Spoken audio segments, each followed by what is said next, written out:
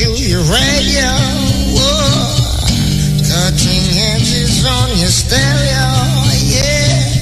Mutabaruka leads the way, so just you let the station play, yeah. Say your teachings got to hold on me, yeah. Well, this is Kimani and you're listening to, Mutabaruka. IRFM, Cutting Edge. Whoa! IRFM, we're there with you next Wednesday. Yeah, we're there with you. You just listen to a famous South African artist who died a couple years ago, Brenda Fassie. Really love her for true. Overdose herself. Before that, you hear one of the daughters of Lucky Dube, who is rising up as an artist in her own right, Bunji Dube. Yes, big artists all over the place now, especially in Europe. We're there with you. You know, said this is the week when South Africa celebrate 20 years of independence. We want to speak to somebody from the British High. Sorry, it's a British High Commission. The South African High Commission. I know why it's a paper. I look at it and read about British or Britain with all the man them are join up with this ISIL organization. All of them come from England. Anyway, we want to talk to somebody from the South African Commission about what is in store for Jamaica, especially Friday. You know, they're going to have a big celebration in the park, Emancipation Park, on Friday. As a matter of fact, we came down with some of the youth them who going to perform, some South African hip-hop youth going to perform. So we want to talk to them about that and what is happening over the years that them claim independence. You know them way, because it's independence, it name, and we also declare that, but we know say no much independence. There are certain things that certain people you can't just come to grips with.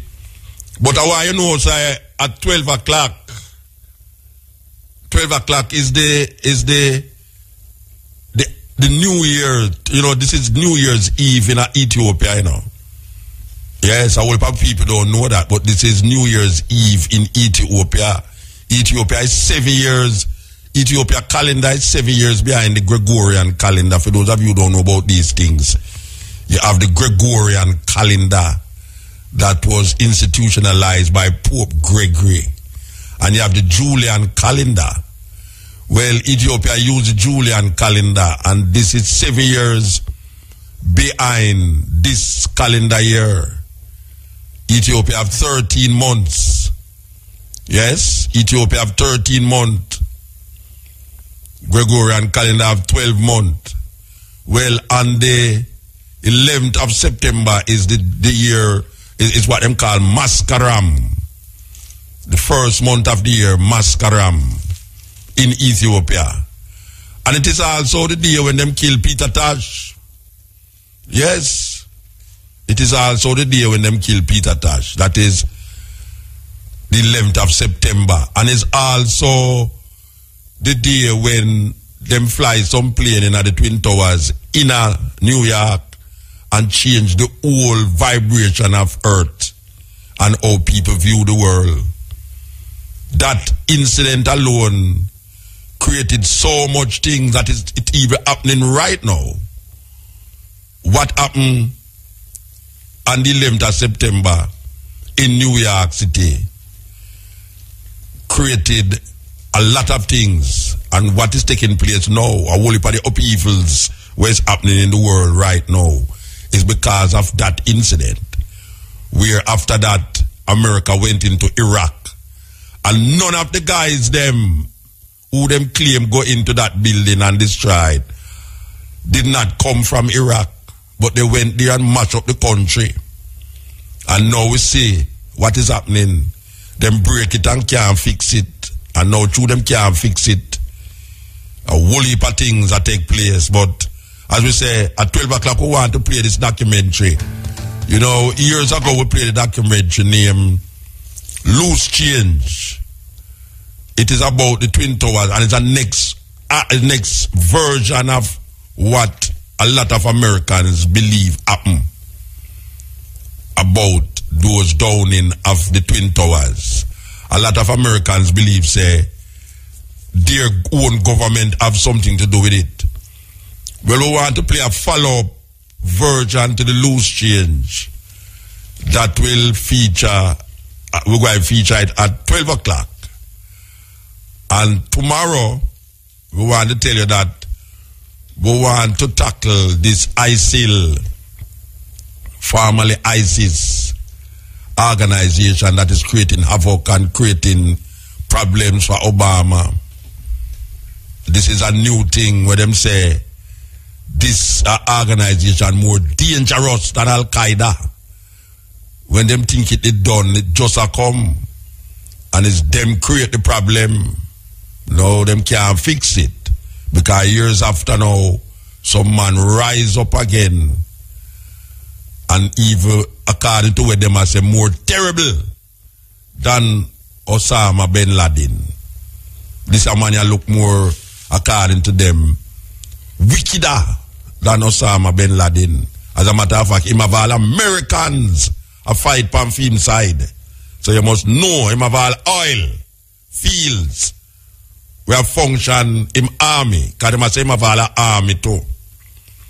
And part of it where is interesting is that him say him descended from Muhammad. You think everybody easy. So him have authority more than all of the other leaders.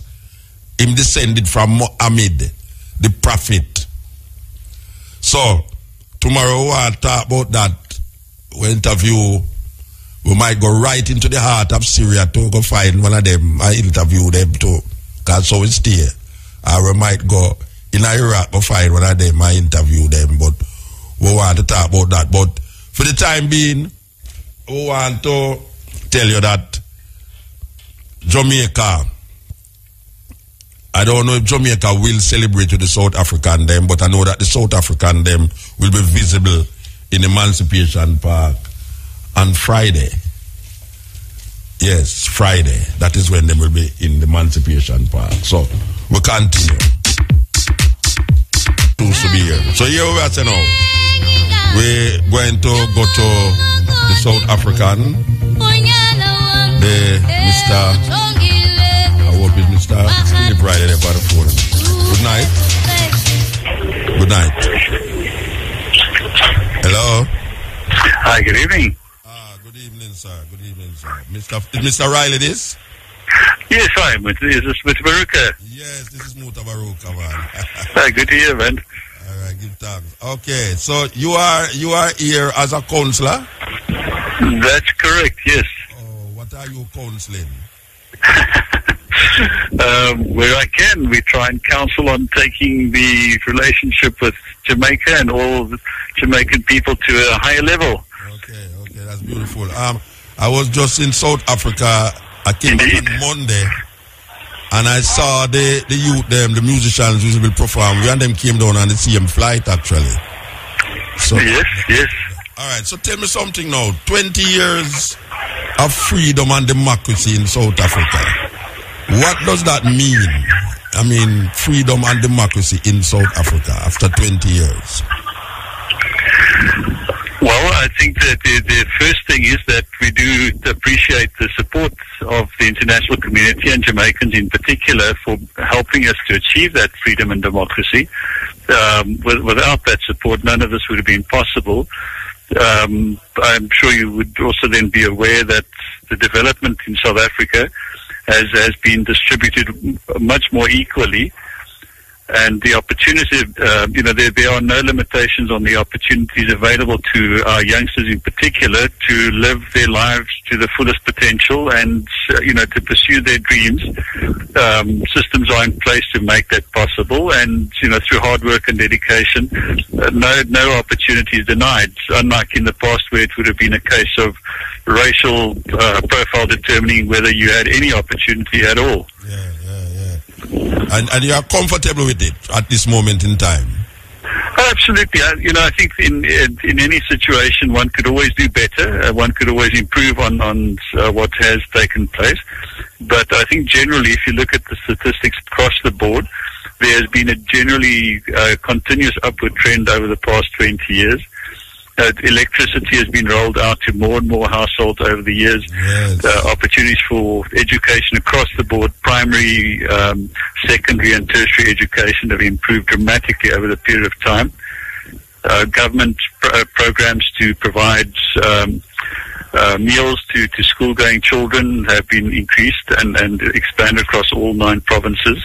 So I think, yes, we've had a few setbacks and a few disappointments, but that, it should not detract from all the successes that we have achieved over this period and that we continue to build on. Well, can I tell you something now? It was about 2 to 3 years ago I was in South Africa and Johannesburg. Yes. I always come back and tell people, say, Johannesburg, as a matter of fact, Cape Town look like Los Angeles, Durban look like Miami, and Johannesburg look like New York. But last week, I think Johannesburg has surpassed New York now in its infrastructure. I mean, the amount of buildings and roadways and things that I've seen gone up there, it wasn't there 3-4 years ago. Yes. It so fast. It's only getting fast, man, with the development. Yes.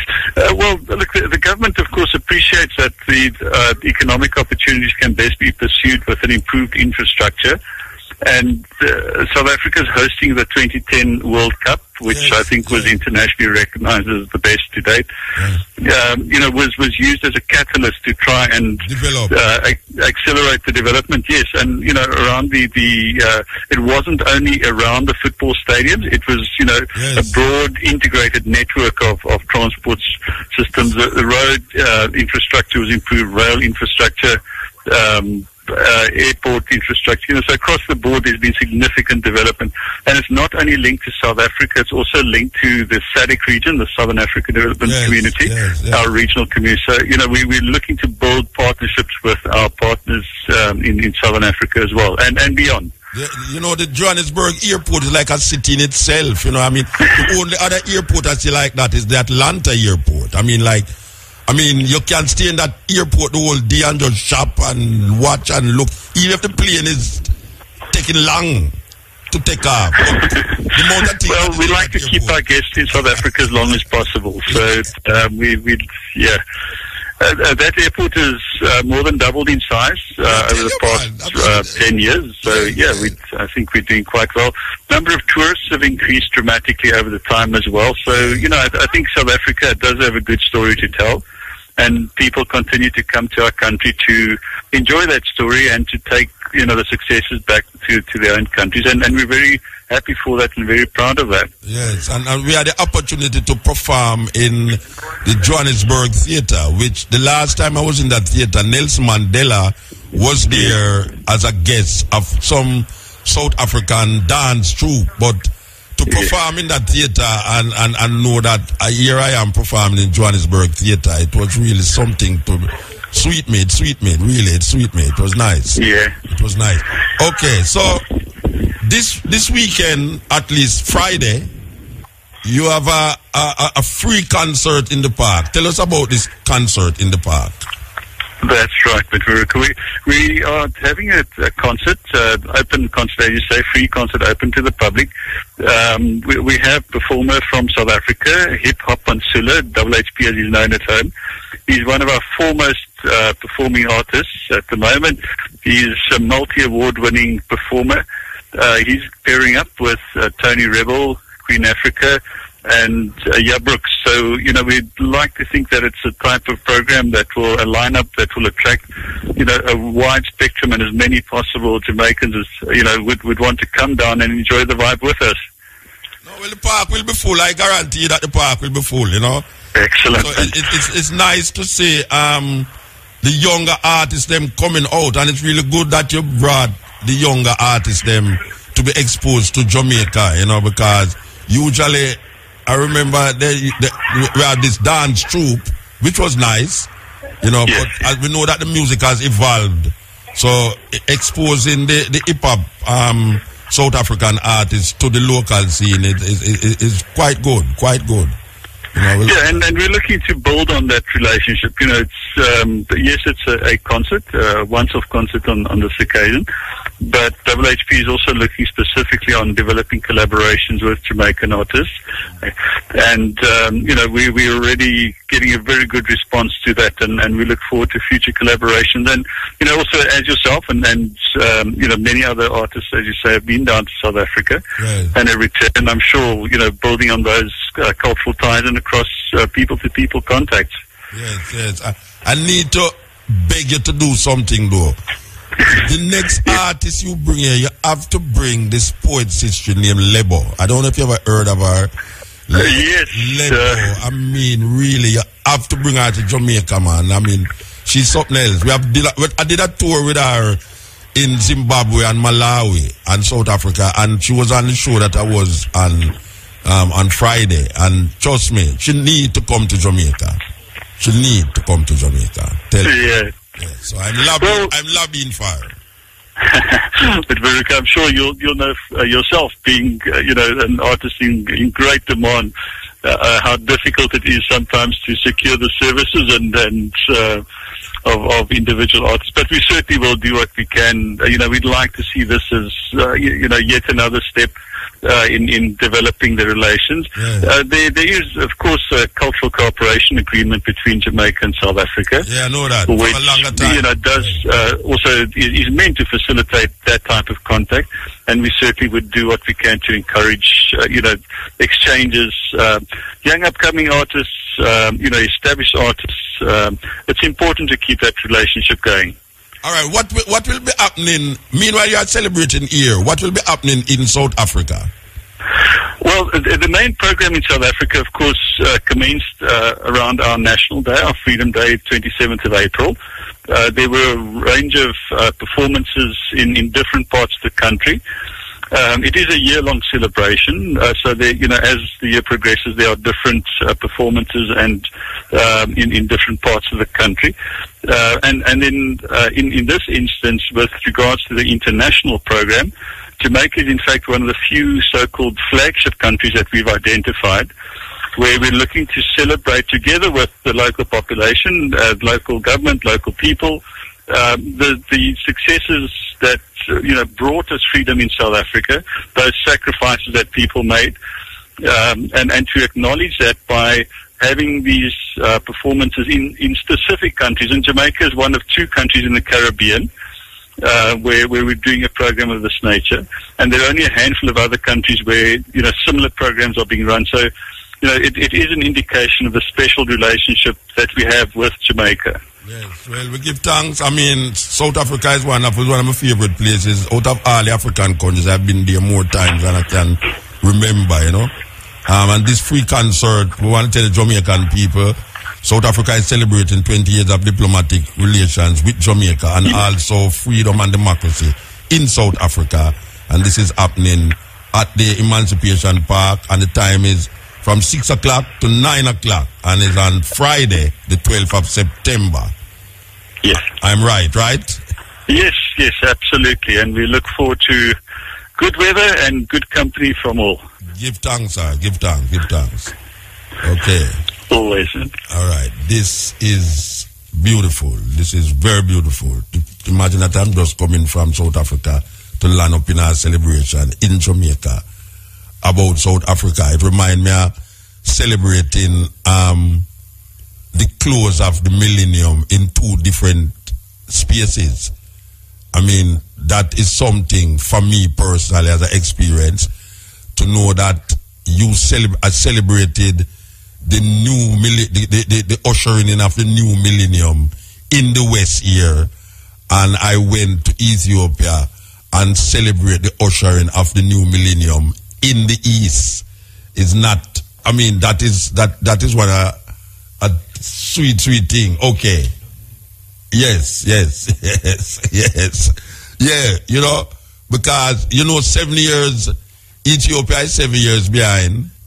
So when here is the year 2000, when we ushered in the year 2000, I was here celebrating the ushering of the year 2000. And when Ethiopia ushered in the year 2000, I was in Ethiopia celebrating the Ethiopian thing. And I would just take part in a arts festival that was also celebrating 20 years of South Africa freedom and democracy.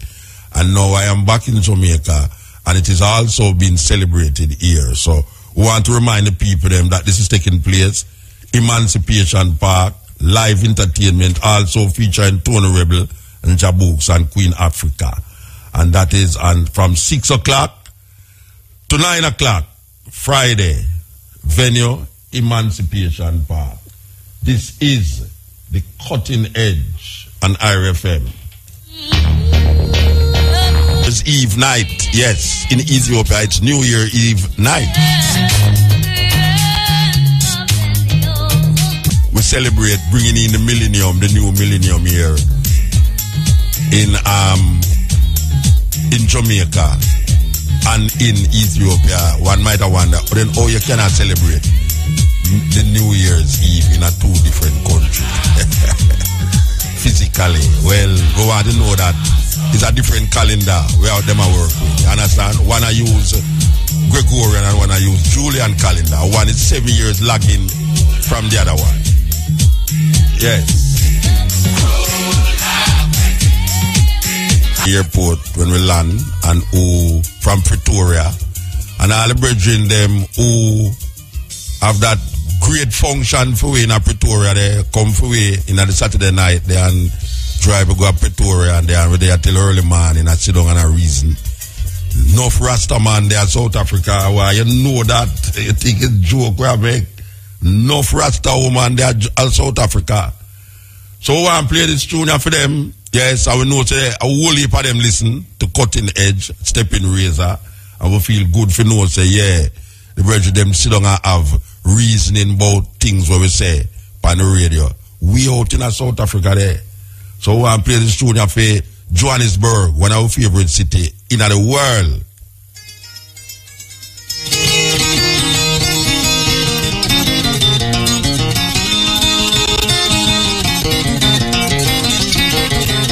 I want to play this tune for the High Commissioner too, you know, yes.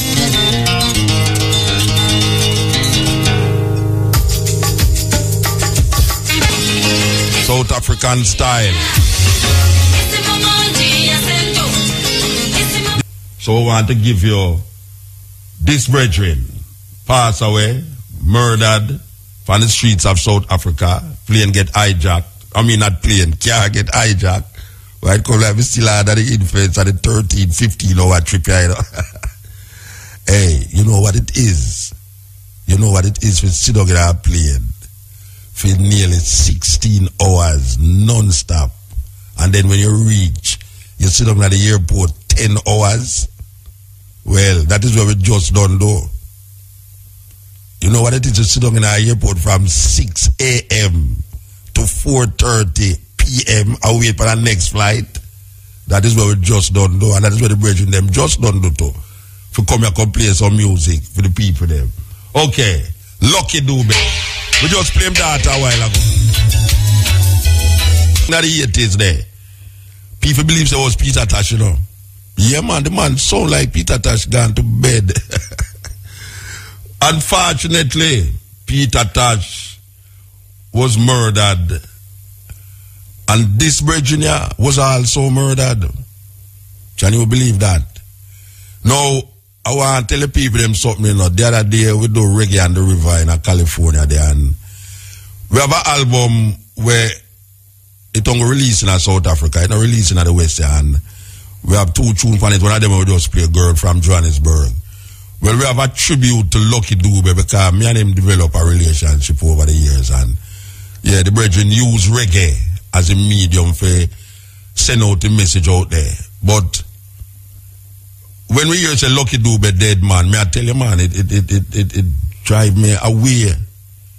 And the weirdest thing, you know, is for that stage me go, you know, and somebody whisper to me and say, why you ask them just murder Lucky Dube in South Africa, you know, in Johannesburg. I mean, feel it, man.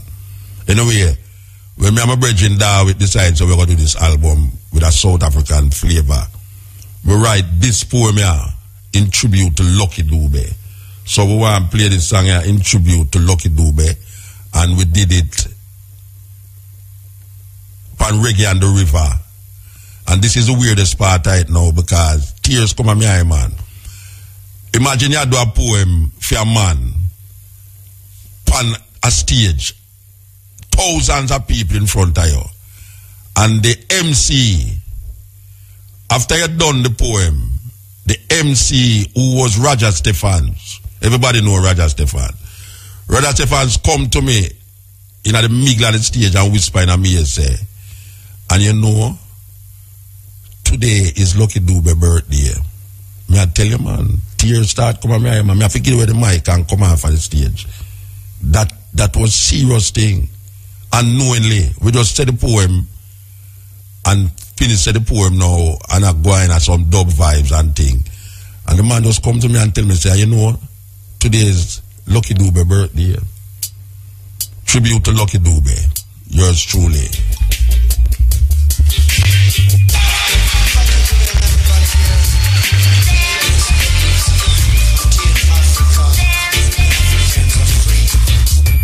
A 20-year celebration in South Africa that will continue its journey here in Jamaica, playing some music from South Africa.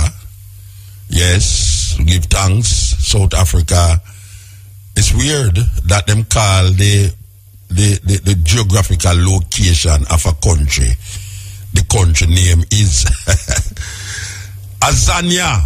Them don't use that word again, but it's Azania. Yes. South Africa is where the country is. But for some reason or another, the name South Africa is given to the country. But the people them say it name Azania. Mandala. Yes. So we give thanks. Yes, we give thanks that we could be and can be a part of these things, this journey into time and space. I am my ancestor. You know, we rise up again to continue the journey, because we wasn't supposed to be here, you know. We wasn't supposed to be here. We're supposed to be done in the middle passage and in the shackles and chains and tortures and lynching that them put we under in these farmer slave plantation islands and in America. But we survive. We survive the bottom of the ship with all the filth and the death, the blood and the tears. We survive, and we're there now to tell the tale. I am my ancestor. We are the ones we have been waiting for. Yes, this is the cutting. The 2014 game bird hunting season opens. And we see so much things are going on at the earth now for this track with sensibility from ourselves. The greatest weapon in the hands of the oppressor is the mind of the oppressed. That was said by a South African named Steve Biko, who was murdered. So we come to the realization and say that we have to understand where we are in the scheme of things today. If we don't understand that, you know, all of us will be like puppets on a string, moving hither and thither, not knowing where we are going or where we are coming from. And we have to know where we're coming from, especially in this time, because we, the so-called sons and daughters of slaves, must recognize that we were before slavery, and we will be here even after this dilemma that we find ourselves in as now. So we can't afford to make memories, short memories, make we lose ourselves. We have to go back, way back, beyond the slavery, beyond the Middle Passage. We have to go back to retrieve what we lost. coming across the middle passage. We have to reclaim ourselves. Yes, because right now we don't have ourselves. We do have ourselves. Emancipate yourself from mental slavery. How much time you hear that phrase? That is a cliche now. Emancipate yourself from mental slavery. We do have ourselves, we lose it, then wash our brains and say we brainwash. We need to rise up. We need to look at the situation. We're living in a country where we have 2.7 million African people.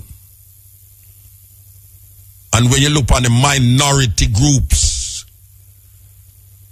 how can you have a country with 2.7 million African people?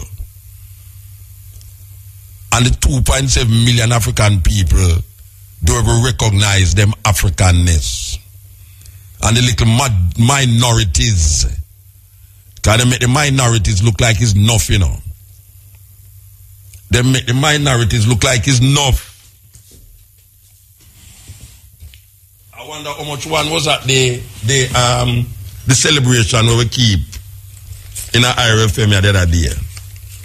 When what's your name?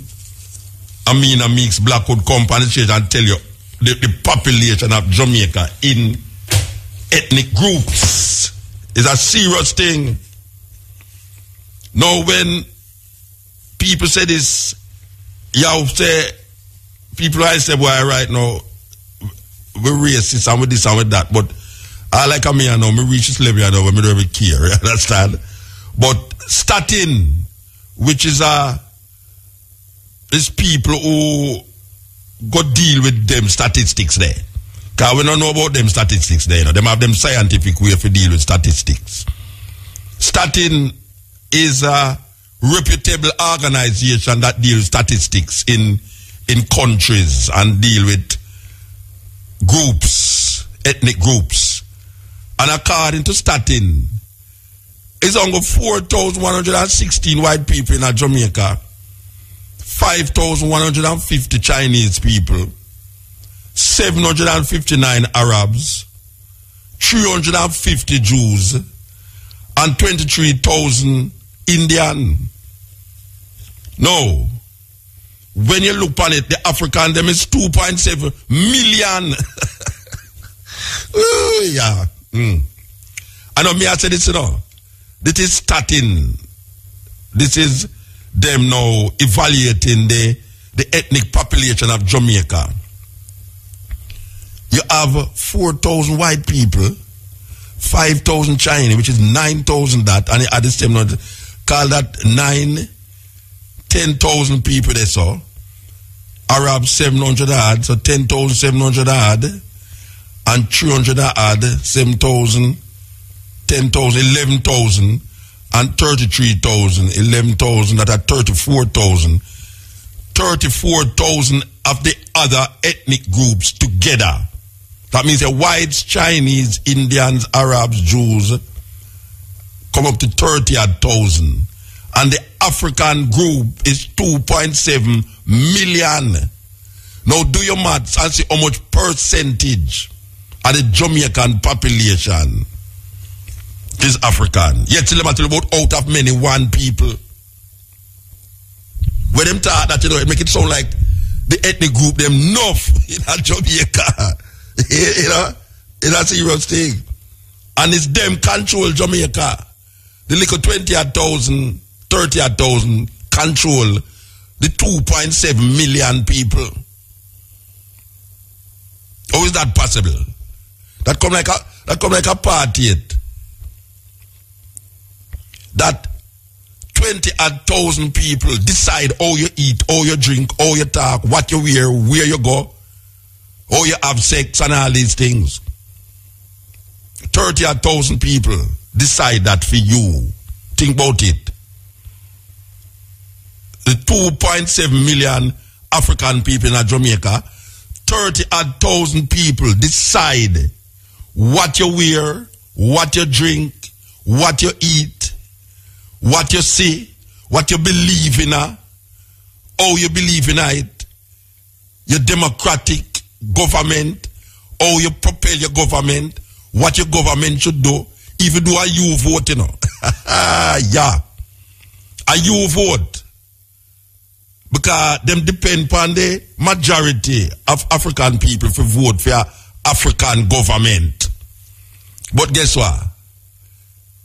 The people them who pull the string, the private sector organizations, the people them who is running the game is only 30,000 people.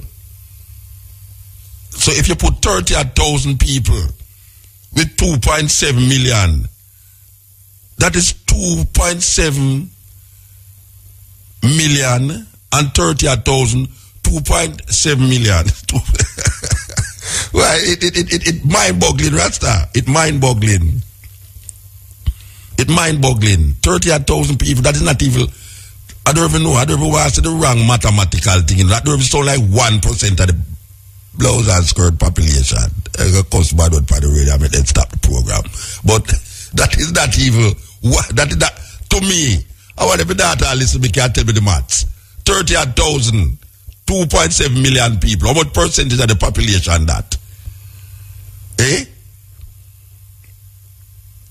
Think on it. Really think on it. Really think on it. If the African population in Jamaica is 2.7 million people and all of the other ethnic groups is only 30,000, how the hell we are talking about out of many one? What is it that is out of many one? Can you imagine you go all to China and because some little black people each up in a deso and some little Indian people each up over there, so you hear them say out of many one. It's a Chinese country. What I talk about? This is an African country. And when we say country, now we are talking about in relationship to the population. When you look at all the money, you ever look at all the $500 bill? You look at the $500 bill, you try to figure out, what? Everybody is like match, like it even Steven. Yes, even Steven. Hey, African people, we should have proud, you know. We should have proud ourselves, Rasta. So all we are going like so we don't understand, say. Somebody trick you somewhere. Eternal Father, bless our land, guide us with thy mighty hand. Somebody trick with somewhere. Out of many, one people. One people are till the soil and one people are collect the kyle. One people in the sun and rain and one people are feel the pain. But guess what? The more we are together, the happier we shall be. Because my friend is your friend and my friend have no money to spend. But them say out of many, one people. One people in the sun and rain. One people are cut sugar cane. Oh, that is possible. Oh, that is possible. In a country where you have only 5,000 Chinese, 10 years from now, that going to triple, fubble. Now them say 5,000. But wait a little more. The black majority will have to learn Chinese language to sustain themselves and how to really communicate. We have to go dash with the patois business, the Jamaican language, you know. You all man I talk about. We're going to get colonized in the next way now. 759 Arabs live in Jamaica. When you look at certain merchandising that is taking place in Jamaica, and the Jews and the Arabs control that, and you only have 1,000 odd, according to Statin. Don't take my word for it, because it's not me I say it. Me just give you the information.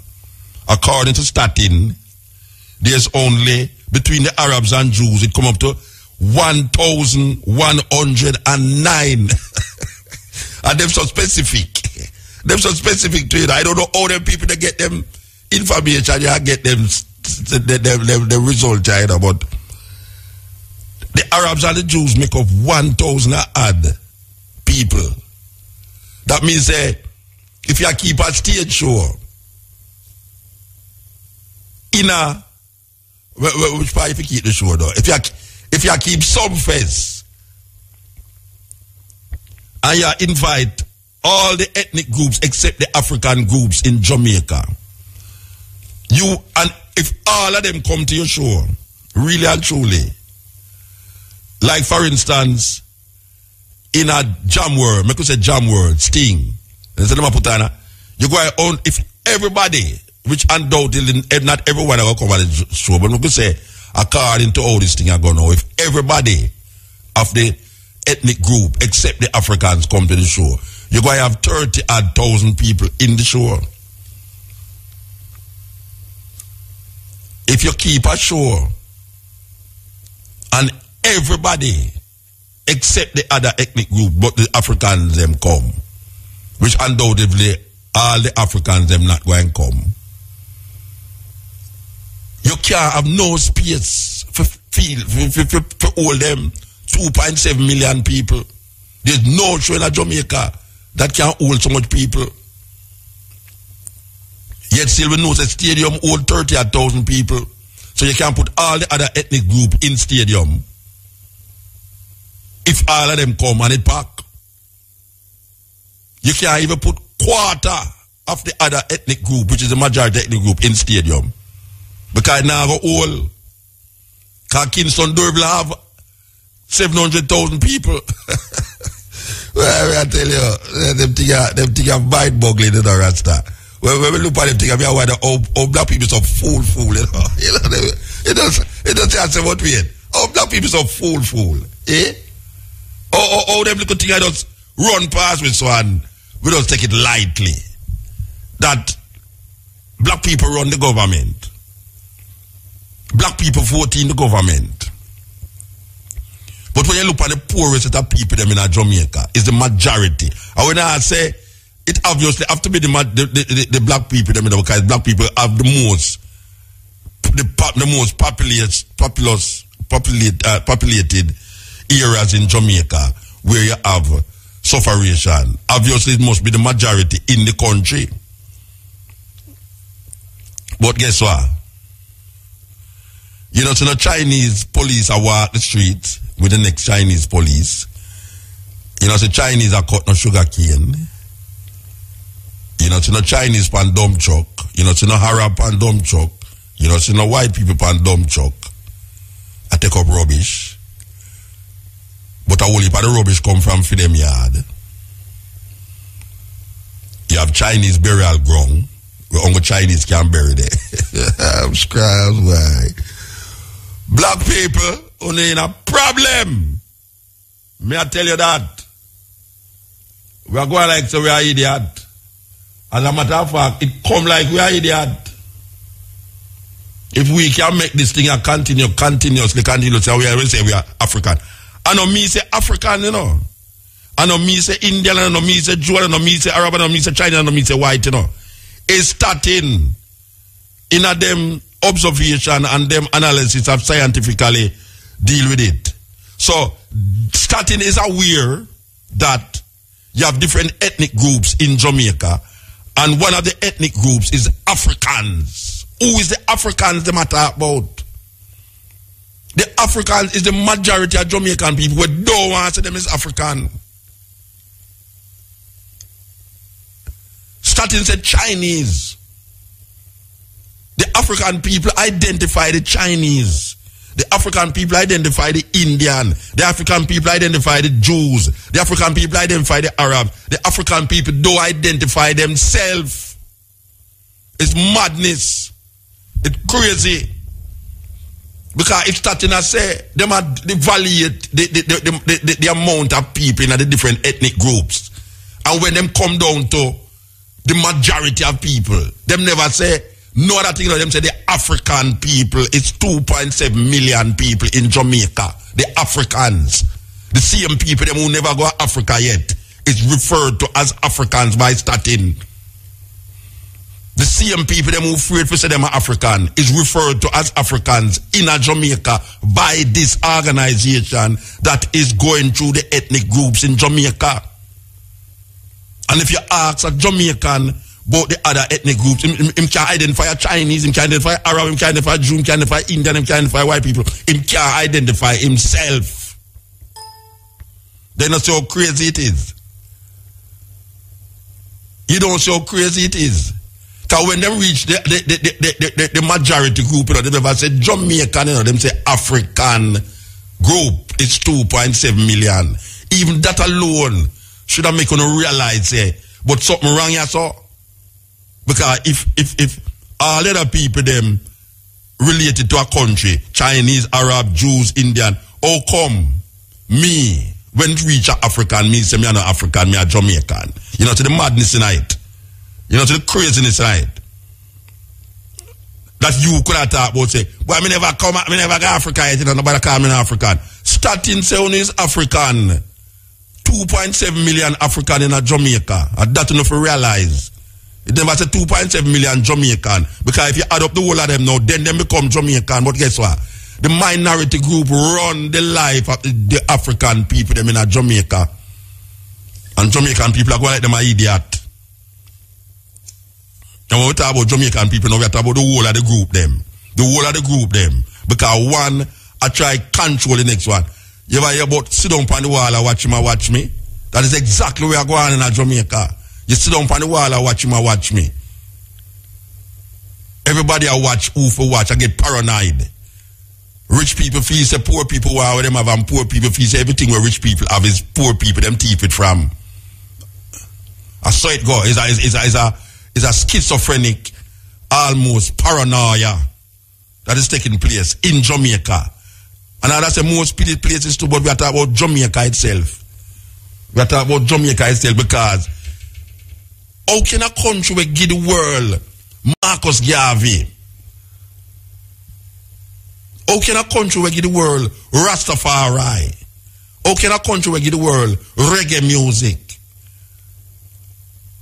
How can a country where have the majority of people as African people? The majority of them say them are not African. That not have nothing to do with them. Them never got Africa yet. Or we get to that stage. Can somebody please tell me? Or we get to that stage that we can really say, me are not African. Me never go to Africa yet. Yet still, a group of people can tell you, say, only is the majority, the African. If one is not African, who is part, what part of this statistics on the grow up in? If you say one is not African, and who is Jamaican, I talk about the black people them in Jamaica now. Them have 1, 2, 3, 4, 5, 6 groups. 6 groups them have. Whites, Chinese, Arabs, Jews, Indian, African. Where you lie? Tell me which part of that you there? Which part you put yourself in now? Because you must come in one of them group there. You must come in one of them group there. It's either you're white, you're Chinese, you're Arab, you're Jew, you're Indian, or you're African in the Jamaican context. So which part you there in that?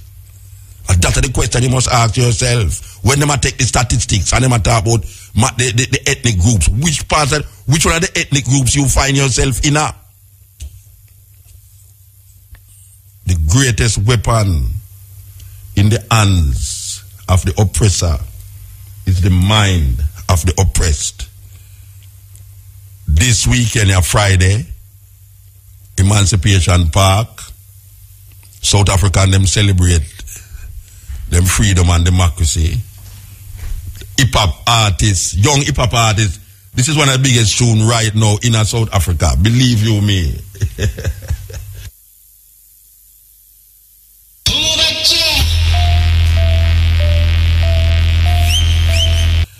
know, we're going to play the last South African music and then flip the script, yes? As we are telling you, say, at 12 o'clock, ushering the new year in Ethiopia, and it also is the day when them kill Peter Tosh. And it is also the day when two planes ram up in the Twin Towers in New York that really changed the world. Yes, and how we look at the world. So, one of the most famous South African music, we're going to play it right now. It's by the man called Hugh Masekela, and it is called Grazing in the Grass. Yeah, we're going to go half the key now, half the beat now, just to really play this song, yeah? We want to really livicate this song, as we say, to the sisters them who are listening to it for years now, and who still are listening to it, and for the sisters them who just join me all over the world. May I tell you, you have some sister in France, them man, in Paris, them not left the cutting edge an inch. You understand? Believe you me. So, as we are saying, half the world music, but it mean a lot to me, and it mean a lot to me for play it for the sisters them. So, listen.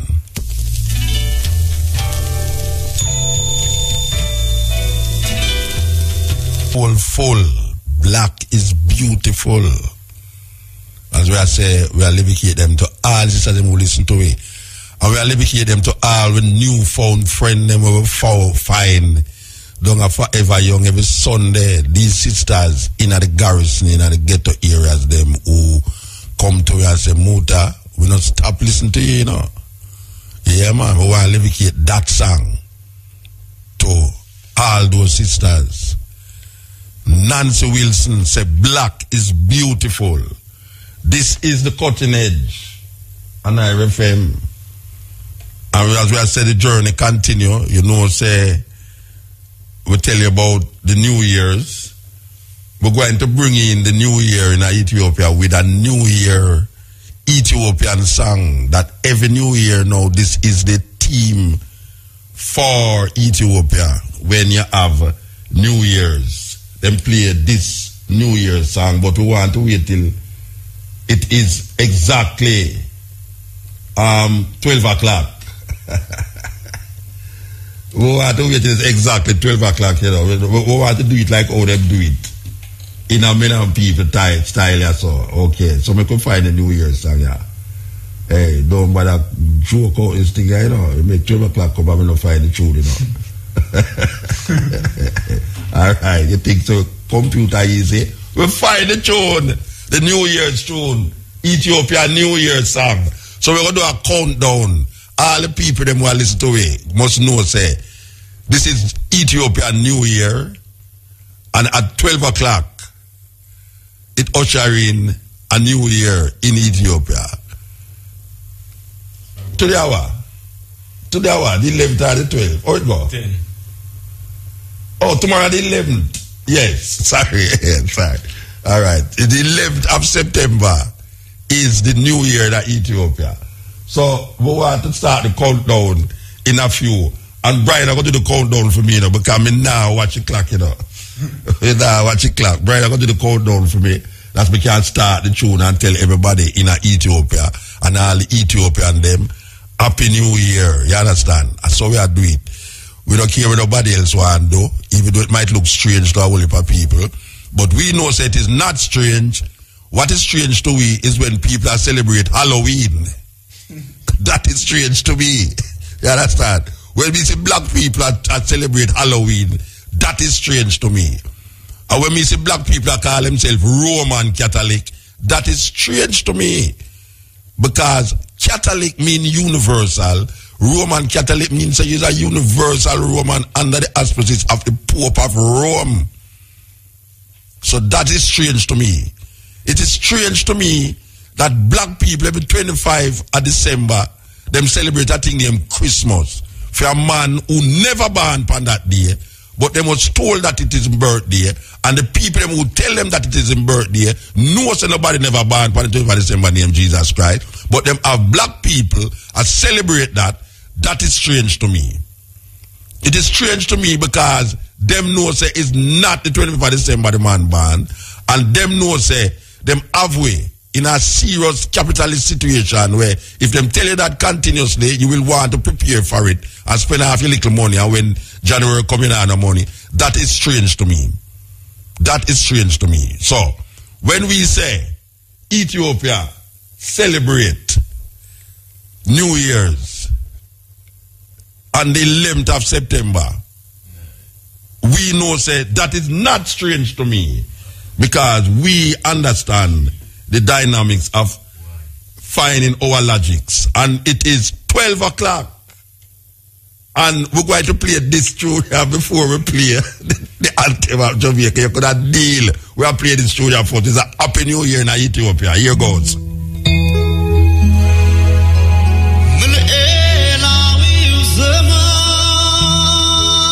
We can't do this thing up on radio, man. Make thousands of people hear it. Yeah, man. It's sweet, me. You think it's not sweet, me? Broke all rules and regulations. You think it's not sweet, me? Yes. We do it. Fire me.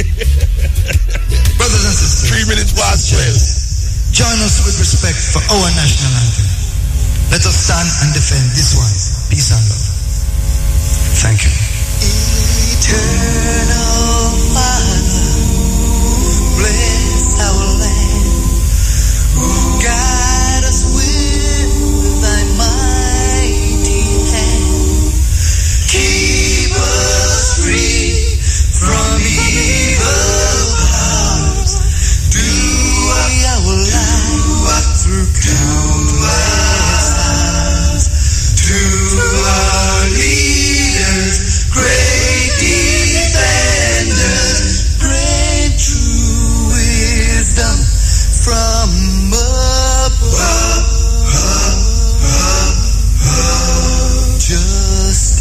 Justice. Truth. Be ours forever. Jamaica, land we love. Jamaica. Jamaica. Jamaica, land we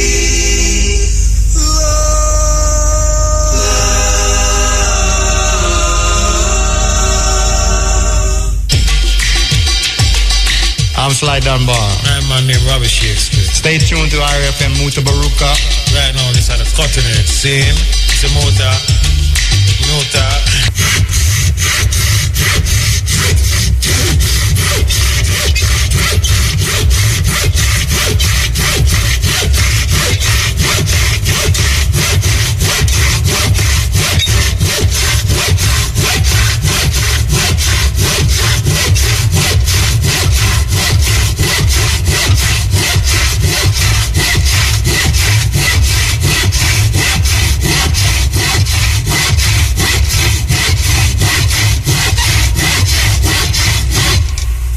Yeah, so as we say, this is the cutting edge. This is the next day. You know, little more going there with the stepping razor. The art of war from 2 to 5:45. So I want to tell you about this documentary where we play years ago named Loose Change. But them have a follow-up to the documentary where we want to play. You understand? Considering this is the day that them fly plane in the Twin Towers them and change how we view the world. Whole heap of things change. Even the art of flying is no longer fun anymore. First time we used to look forward to go fly, but now it come like pressure. You understand? The paranoia in America is unbelievable, man. So here it comes. We need order. We can't stand this new world slow.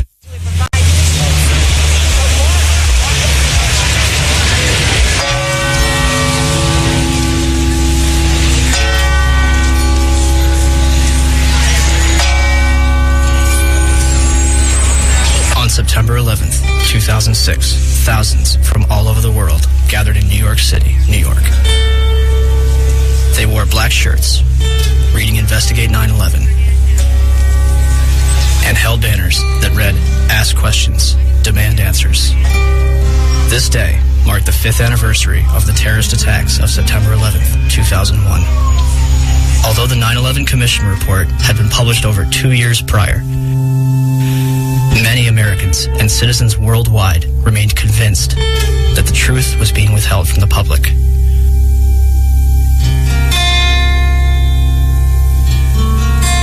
Why? Why was a growing percentage of the world population becoming increasingly skeptical of the events of September 11th? Was it a natural inclination towards believing the worst about the United States government? Or was it a legitimate concern that only grew more powerful with time? The 9/11 Truth Movement includes academics, engineers, physicists, firefighters, intelligence officials, and some of the very people whose lives have been shattered since September 11th. Were they all delirious? You should not be here. No, you got it all wrong. We're honoring the fallen heroes from 9/11. That's all right. No, you're not. No, you are not. I feel so uncomfortable. I'm sorry. Next year, I'm not coming here. Or were they a concerned group of individuals taking the necessary steps to prevent the United States from slipping into its darkest era yet? Was September 11th a surprise attack on America by 19 Islamic terrorists? Or something else entirely?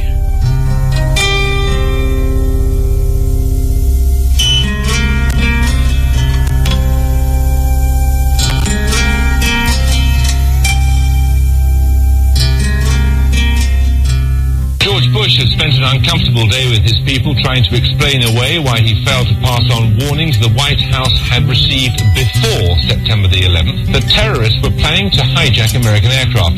What happened that day has cast a shadow over just about every area of American life. Now one of the country's best-known journalists has said that the American response to the so-called war on terrorism has created a climate of effective censorship in a land claiming to be the home of free speech.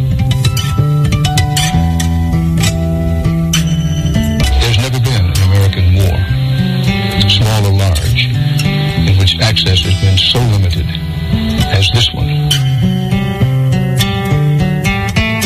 The belief runs so strong in both the political and military leadership that those who control the images will control public opinion. Does it suggest that there was somebody on the inside? He kind of compared it to the Godfather story, you know, where the gun was placed in the men's room. There is also a possibility this could be some kind of inside job. May it have been an inside job? Might these people have gotten help from the inside? I was speculating about that along with others early this morning, but now there's a lot more evidence that suggests it's almost certainly the case. It's an obscene comparison. I'm not sure like it, but there was a time in South Africa that people would put flaming tires around people's necks if they dissented. The fear is that you'll be necklaced here. You'll have a flaming tire of lack of patriotism put around your neck. Now, it's that fear that keeps journalists from asking the toughest of the tough questions and to continue to bore in on the tough questions so often. People ought to stay out of our business. A country that hides something is a country that is afraid of getting caught. And in particular, this Bush administration, who is as tight with Saudi Arabia as you can get. I know the right question, but you know what? This is not exactly the right time to ask it. The president's father used to stay with the bin Laden family when he would go to Saudi Arabia. It starts with a feeling of patriotism within oneself. In the past, though, the FBI has sometimes made problems worse by ignoring or denying them. FBI management intentionally and repeatedly thwarted and obstructed my attempts to launch a more comprehensive investigation to identify and to neutralize terrorists. They realize what an entertainment-oriented society ours has become. To the families and victims of September 11th, on behalf of John Benson, Barry Carmody, and myself, we're sorry. And, I want to say quietly, but as forcefully as I can, that I hope this doesn't go any further. It's gone too far already. I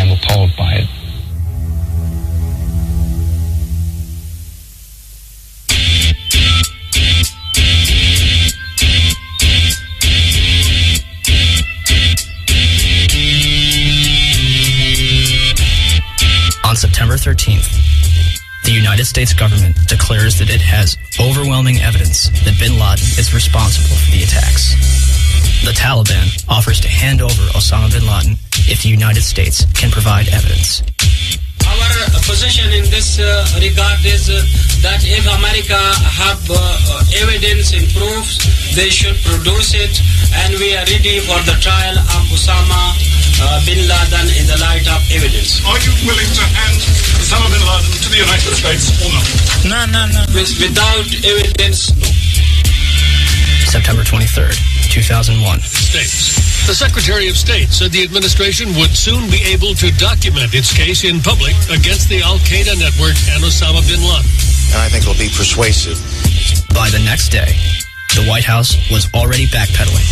But is there any plan to present public evidence so that, the average citizen, not just Americans, but people all over the world can understand the case against Well, I think as Secretary Powell said, there's hope to do that and to do so in a timely fashion over some course of time. But I think the American people also understand that there are going to be times when that information cannot immediately be forthcoming, and the American people seem to be accepting of that. It seems as though you're asking everyone to trust you. This information has yet to be provided to the public. Instead of taking credit, bin Laden denies involvement in the attacks 3 times. December 13th, the Department of Defense releases a videotape allegedly discovered in a house in Jalalabad, Afghanistan. Osama bin Laden describes the attacks along with Khaled al-Harbi. American mainstream media and even President Bush would portray this videotape as absolute proof of his guilt.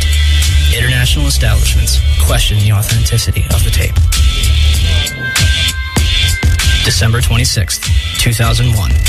A Taliban official claims that he has attended the funeral of Osama bin Laden.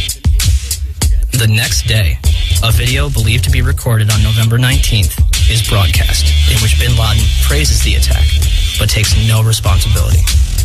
The next bin Laden video would not appear until October 29th, 2004, days before the presidential election. The video is described as the clearest claim of responsibility for 9/11. And when questioned why bin Laden's most wanted poster does not indict him for 9/11, the chief of investigative publicity for the FBI, Rex Toome, replied, 9/11 is not mentioned on bin Laden's most wanted poster because the FBI has no hard evidence connecting Osama bin Laden to 9/11. Clearly, I couldn't really believe what I had just heard, so I repeated it. And he said, yes, that is correct. The FBI has no hard evidence connecting Osama bin Laden to 9/11. What evidence do they have?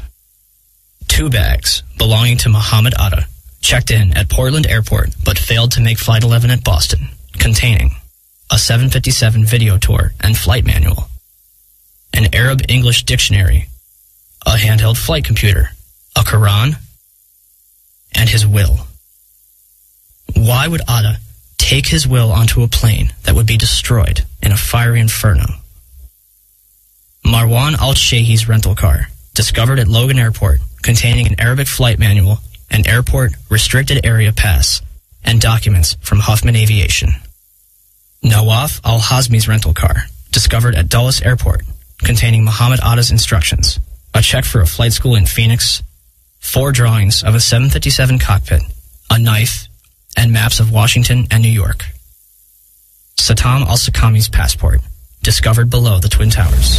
Well, Dan, not far from here, a passerby found the passport of one of the hijackers.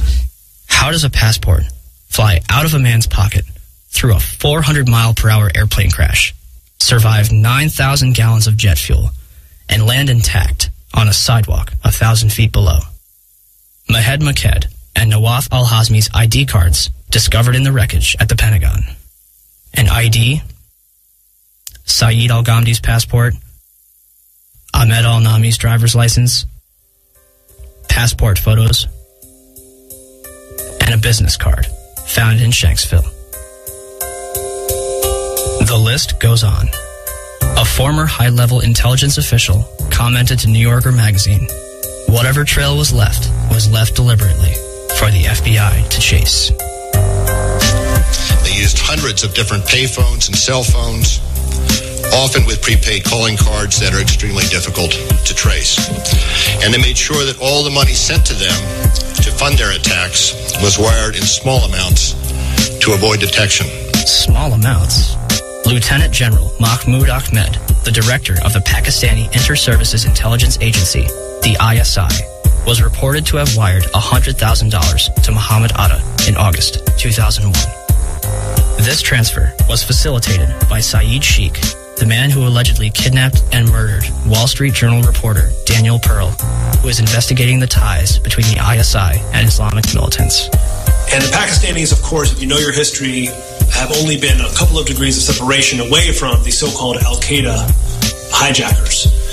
The ISI has had a long-standing relationship with the Central Intelligence Agency, dating back to the 1980s with the establishment of the Mujahideen in Afghanistan, which would evolve into Al-Qaeda.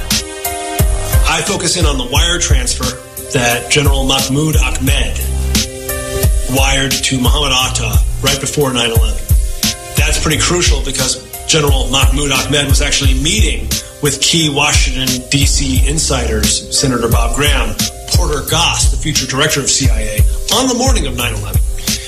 And he has a relationship not only with the CIA, but with Dick Armitage at State Department, Mark Grossman at State Department. Yes. Are you aware of the reports at the time that ISI chief was in Washington on September 11 and on September 10th, $100,000 was wired from Pakistan to these groups here in this area? And why he was here? Was meeting with you or anybody in the administration? I have not seen that report, and he was certainly not meeting with me. Yes?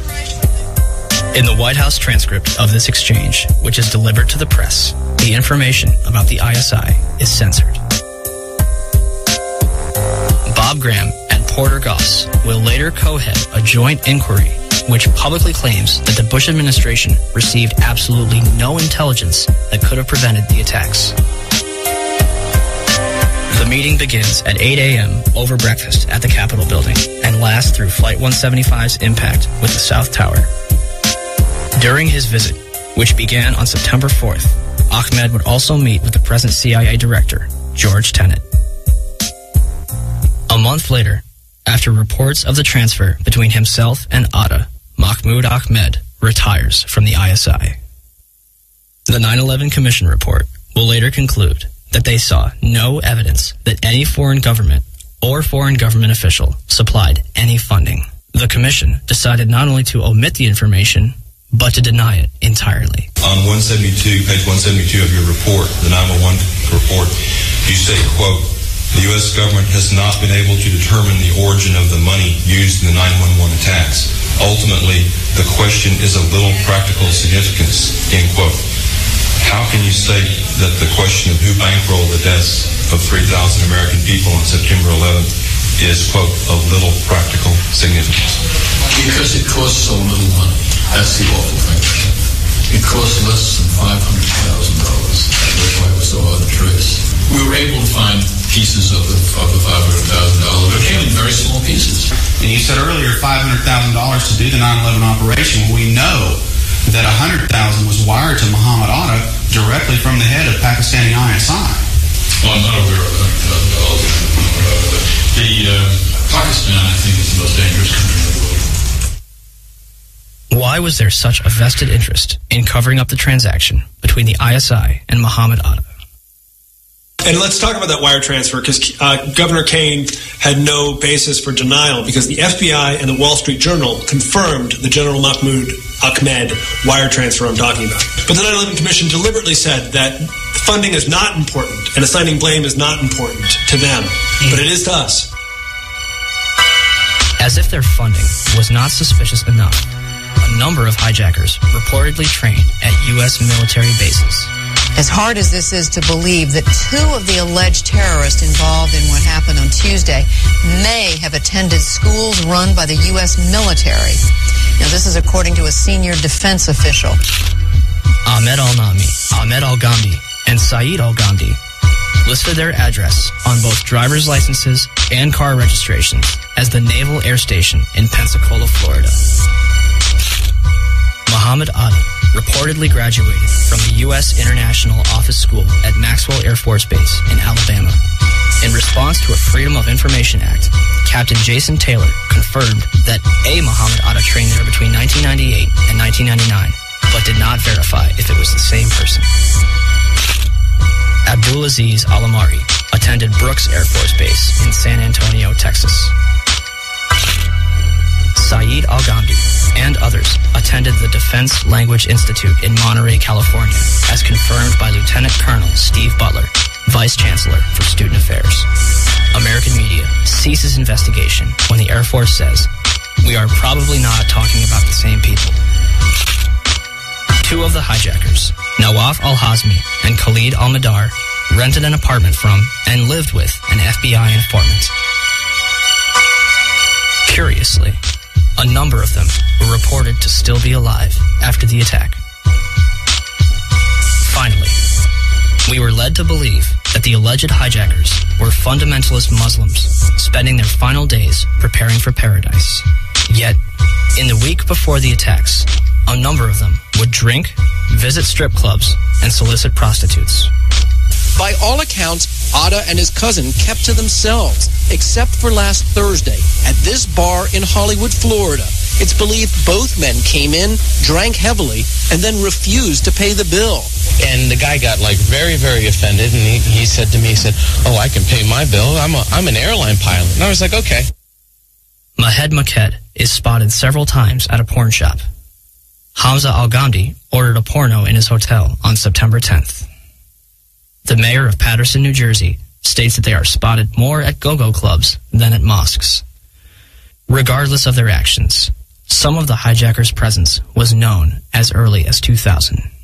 What did we know? When did we know it? That's what some congressmen are asking now, and asking quite loudly. Did we know the year before 9/11 that one of the hijackers was a terrorist threat? Army Lieutenant Colonel Anthony Schaefer has gone public with his charge that Able Danger, a military intelligence project he worked with in 2000, identified Muhammad Atta, even pulled up his picture along with 3 other 9/11 hijackers as possible Al-Qaeda members. We found the identities of 4 of the 9/11 hijackers prior to 9/11. But he says beginning in September 2000, 3 meetings he set up with the FBI were each canceled by military lawyers. Schaefer also says he remembers telling then 9/11 Commission staff at a meeting in Afghanistan about Atta and what the intelligence unit found back in 2000. And he was surprised that it did not show up in the Commission's report. I'm told confidently by the person who did move the material over that the 9/11 Commission received 2 briefcase-sized containers of documents. I can tell you for a fact that would not be 1/20th of the information that Able Danger consisted of during the time we spent. A 9/11 Commission spokesman said nothing they got from the Pentagon in early 2004 backed up Schaefer's claim, quote, "None of the documents turned over to the Commission mentioned Muhammad Atta or any of the other future hijackers." Where is it? Where's the beef? Where's the substance? Where is this mysterious chart that purportedly says that Atta was connected in some real way to these other hijackers? We'd love to see it. The company responsible for the chart, Orion Scientific Systems, would claim that only 2 charts were produced and that Atta was not present on either one. Throw them all out, John. These are all the charts. Spread them out. These are all Orion-produced charts. These charts were all done by the data mining efforts. So the Orion Corporation lied to the Senate Judiciary Committee staff. All data mining efforts. And yet the company said to the Senate Judiciary staff, "We don't have any of those charts. They're not ours." Well, here they are. And their logos are on each one of them. Well, Mr. Chairman, at least 2 of the 5 people that were going to appear today were threatened with removal of their security clearances if they continue to talk about this. This is going Are you at liberty to identify who those 2 are? I will to you. I'd rather do it privately since the Defense Department has chosen not to allow anyone to testify, but I will provide that information to the committee. For the life of me, I don't understand why, as I understand it, I stand corrected if I'm wrong, but I understand the witnesses we assumed we were going to get to hear from the Defense Department have been pulled. They may be or may not be in the room, but have been instructed that they cannot testify. I think that's a big mistake. This is actually a chart of Al-Qaeda and the various cells around the world. Much of this data, most of it was obtained prior to 9/11 by the work of Able Danger. As you see, there is an actual photograph of Muhammad Atta. What does that depict generally? It depicts the organizational and activity associations of al-Qaeda operatives that were involved in 9/11 and related events. And at the time, if the commission had looked into this in early 2004, the charts that had Muhammad Atta on it still existed. There was a chart in Mr. Smith's office. There was the chart that still should have been in the Defense Intelligence Agency because it wasn't destroyed within Lieutenant Colonel Schaefer's files until the spring of 2004. The same with the chart that Mr. Smith had. Our support to Able Danger became severely restricted and ultimately shut down due to intelligence oversight concerns. I was supported vigorously by both the LEWA and the INSCOM chain of commands, and we actively worked to overcome this shutdown for the next several months. In the midst of this shutdown, I, along with one of my analysts, Chief Warrant Officer 3 Terry Stevens, were forced to destroy all data, charts, and other analytical products that we had not already passed on to SOCOM related to Able Danger. Another former DOD official will testify today that he was ordered to destroy up to 2.5 terabytes of data. Now, I don't know what a terabyte of data is, so we contacted the Library of Congress. It's equal to 1/4 of all the entire written collection that the Library of Congress maintains. Are you in a position to evaluate the credibility of Captain Philpott, Colonel Schaefer, Mr. Westfall, Ms. Pressler, Mr. J.D. Smith as to their credibility when they say they saw Muhammad Atta on a chart? Yes, sir. I believe them implicitly. Lieutenant Colonel Tony Schaefer, who was the first member of Able Danger to go public, has now been told in writing by the Defense Intelligence Agency that he can't speak to members of Congress or their staff without prior approval. And now a security clearance, which allowed him to deal with classified information, has been pulled. The congressman says Schaefer has been gagged, punished for speaking up. The official response to Able Danger began in September 2005 with a letter from 9/11 Commissioner Slade Gordon to Senator Arlen Specter. Gordon concludes by saying that since Condoleezza Rice, President Bush, and the White House denied that Able Danger identified the 9/11 hijackers, it never happened. A 6-month investigation by the Senate Intelligence Committee concluded in December 2006 that Able Danger did not identify Muhammad Atta or any other 9/11 hijacker. Books, check. School bag, check. Internet, without a... Why, it's them journalists, you know. That's what you call investigative journalism, you know. For really go down so deep to find out all of them things that we are here. Believe you me. Very, very interesting, I must say. Can we be certain that the hijackers were radical Muslims on a suicide mission? Or is there a possibility that they were trained, funded, and protected in our own country? Yes, ma'am, Sergeant Lorda. Yes. I'm just letting you know for information we're having an exercise, SF exercise. We're having a calm out. Okay. Guys. Happy, thank you. All right, thank you. Back. Between September 2000 and June 2001, the Federal Aviation Administration, FAA, would scramble fighter jets to intercept errant aircraft 67 times. Interceptions are routine and usually occur within 10 minutes of a sign of trouble, such as permanently losing radio contact and transponder signal or flying off course. On the morning of September 11th, according to official accounts, 4 commercial airliners would be off course and out of communication, and not one of them would be intercepted.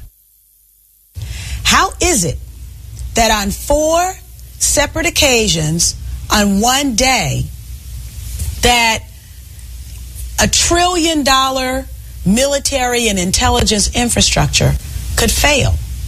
Never did in anybody's thought process about how to protect America did we ever think that the evildoers would fly not 1, but 4 commercial aircraft into precious U.S. targets.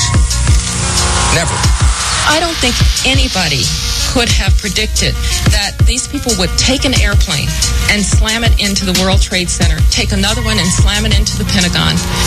Nobody in our government, at least, and I don't think the prior government that could envision flying airplanes into buildings. on such a massive scale. But that turns out not to be true. U.S. military planners did envision and practice those very scenarios. As reported by USA Today, the North American Aerospace Defense Command, NORAD, conducted exercises with fighter jets, simulating hijacked planes flown into the World Trade Center in the 2 years before the attacks. Pentagon planners also envisioned the attack on the Pentagon 5 months before it happened. According to this April 2001 Pentagon email, Air Force officials wanted a war game, having a terrorist group hijack a commercial airline and fly it into the Pentagon. The idea was to check response times to launch fighter jets. But according to the Pentagon email, the plan was ultimately rejected by senior Pentagon officials as too unrealistic. Still to come are big questions about NORAD's response on the day of the attack. Why, despite all the exercises and the planning, Peter, jet fighters were not in place anywhere near New York or Washington. Quite an amazing story. Many thanks, Brian. Brian Ross. One drill, called Amalgam Virgo, was conducted on June 1st and 2nd, 2001, and simulated successful terrorist attacks. Its purpose was to focus on unconventional threats, including an airborne hijacking. One plan would simulate the hijacking of a commercial airliner, which would be crashed into the Capitol. The second part of the exercise, which was planned but not executed before 9/11, involved 2 planes with actual pilots on the flight deck. FBI agents would hijack the planes and divert them to secure locations. And on its cover, Osama bin Laden. In fact, multiple war games were underway on 9/11 itself. The question was, we had 4 war games going on September 11th, and the question that I tried to pose before the secretary had to go to lunch was whether or not the activities of the 4 war games going on September 11th actually impaired our ability to respond to the attacks. The answer to the question is no, did not impair our response. In fact, General Eberhard, who was then the commander of North American Aerospace Defense Command, as he testified in front of the 9/11 Commission, I believe he told them that it enhanced our ability to respond. There were 2 CPXs. There was one Department of Justice exercise that didn't have anything to do with the other 3, and there was an actual operation ongoing because there was some Russian bomber activity up near Alaska. So, did the war games ultimately help or hinder our response?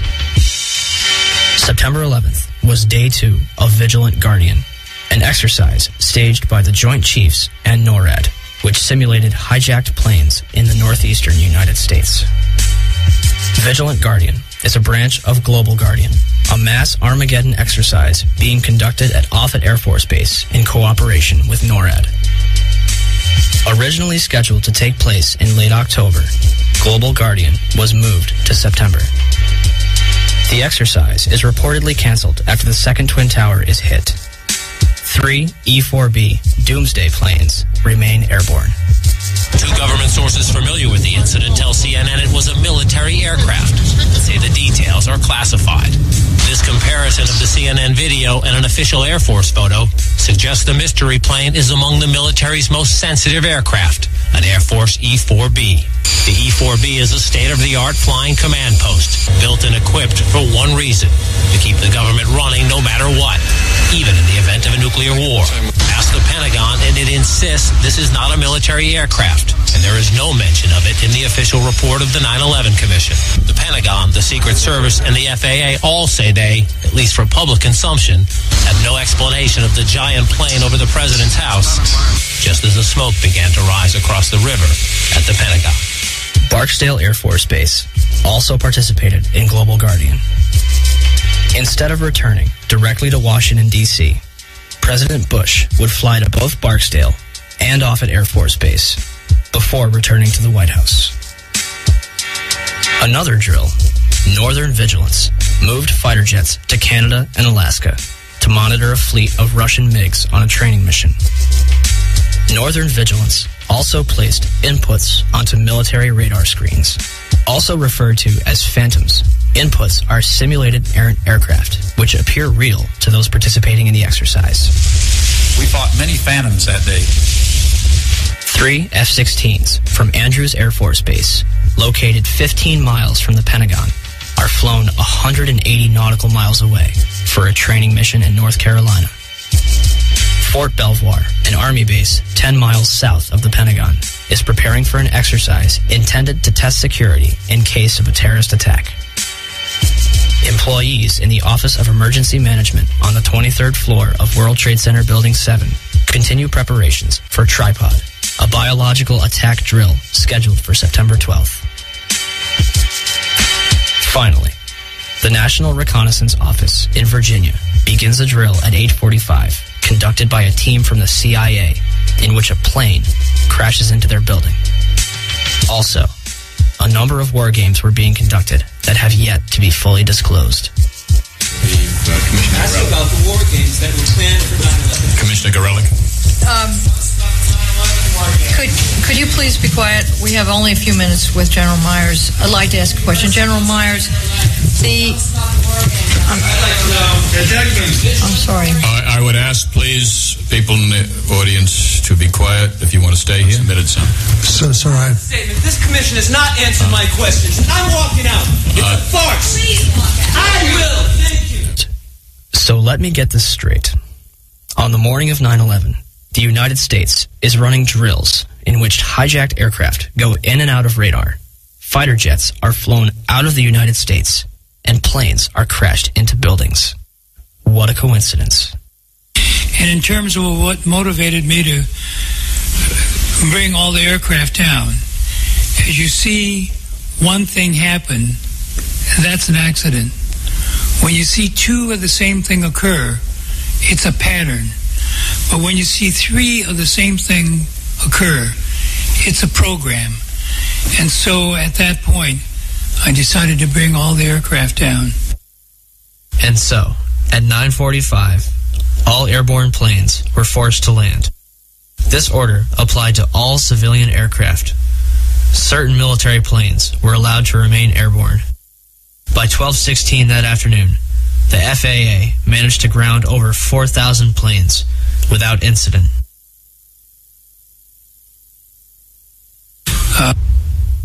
I want to tell you that we are getting word from New York right now that another building has collapsed. I understand that this is a 47-story building. It's Building 7 of the World Trade Center, we understand, has collapsed in New York. And there you saw a video of it. Now, whether we don't even know whether this was something that was engineered for safety reasons or it just happened. For the third time today, it's reminiscent of those pictures we've all seen too much on television before, when a building was deliberately destroyed by well-placed dynamite to knock it down.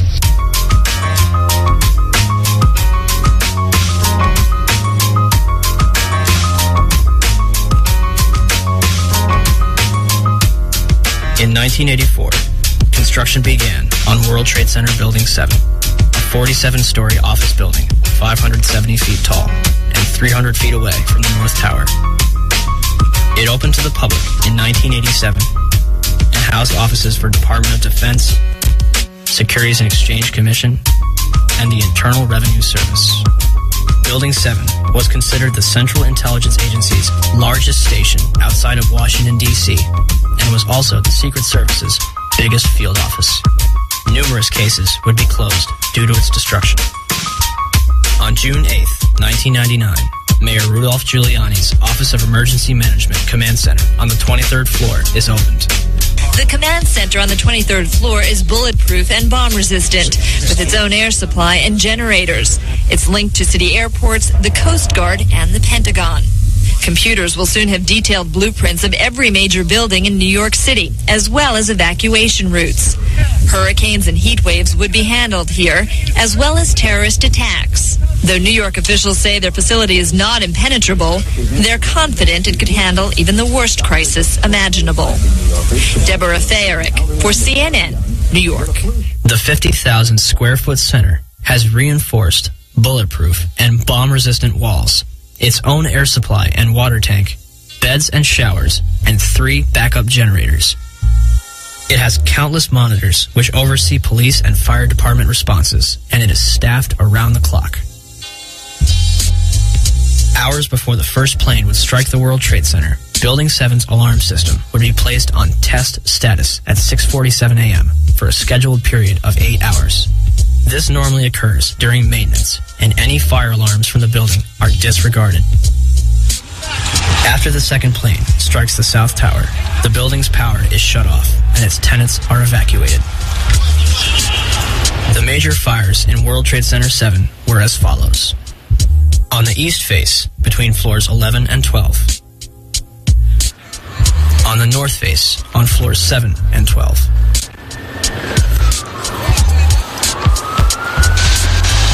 On the west face, between floors 29 and 30. Smoke obscures the entire south face of the building.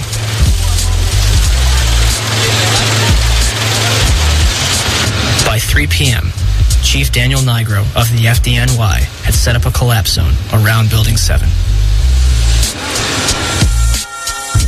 After 4 p.m., news outlets began reporting that the building had collapsed. We are getting information now that one of the other buildings, Building 7, in the World Trade Center complex is on fire and has either collapsed or is collapsing. We've got some news just coming in, actually, that the Salomon Brothers building in New York, right in the heart of Manhattan, has also collapsed. Now, more on the latest building collapse in New York. You might have heard a few moments ago, I was talking about the Salomon Brothers building collapsing. And indeed it has. Apparently that's only a few hundred yards away from where the World Trade Center towers were. And it seems that this was not a result of a new attack. It was because the building had been weakened during this morning's attacks. We'll probably find out more now about that from our correspondent, Jane Stanley. Presumably there were very few people in the Salomon building when it collapsed. I mean, there were, I suppose, fears of possible further collapses around the area. That's what you would hope, because this whole downtown area behind me has been completely sealed off and evacuated, apart from the emergency workers. That was done by the mayor, Rudy Giuliani. Jane, I think many of us, when we heard the news, perhaps on the radio earlier today, were completely flabbergasted by it and just couldn't comprehend it. I mean, it almost sounded too far-fetched. I was wondering what it's felt like for you being in Manhattan. Well, unfortunately, I think we've lost the line with Jane Stanley in Manhattan. Perhaps we can rejoin her and follow that up later. Where did CNN and BBC get their information, especially considering the building was still standing directly behind their reporters? The collapse of the building at 5:20 p.m. would cause speculation as to how it fell. The collapse of the main structure takes place in approximately 6.5 seconds. And the building falls symmetrically into its own footprint, barely damaging the surrounding structures. It will create a pyroclastic cloud that mushrooms down surrounding streets.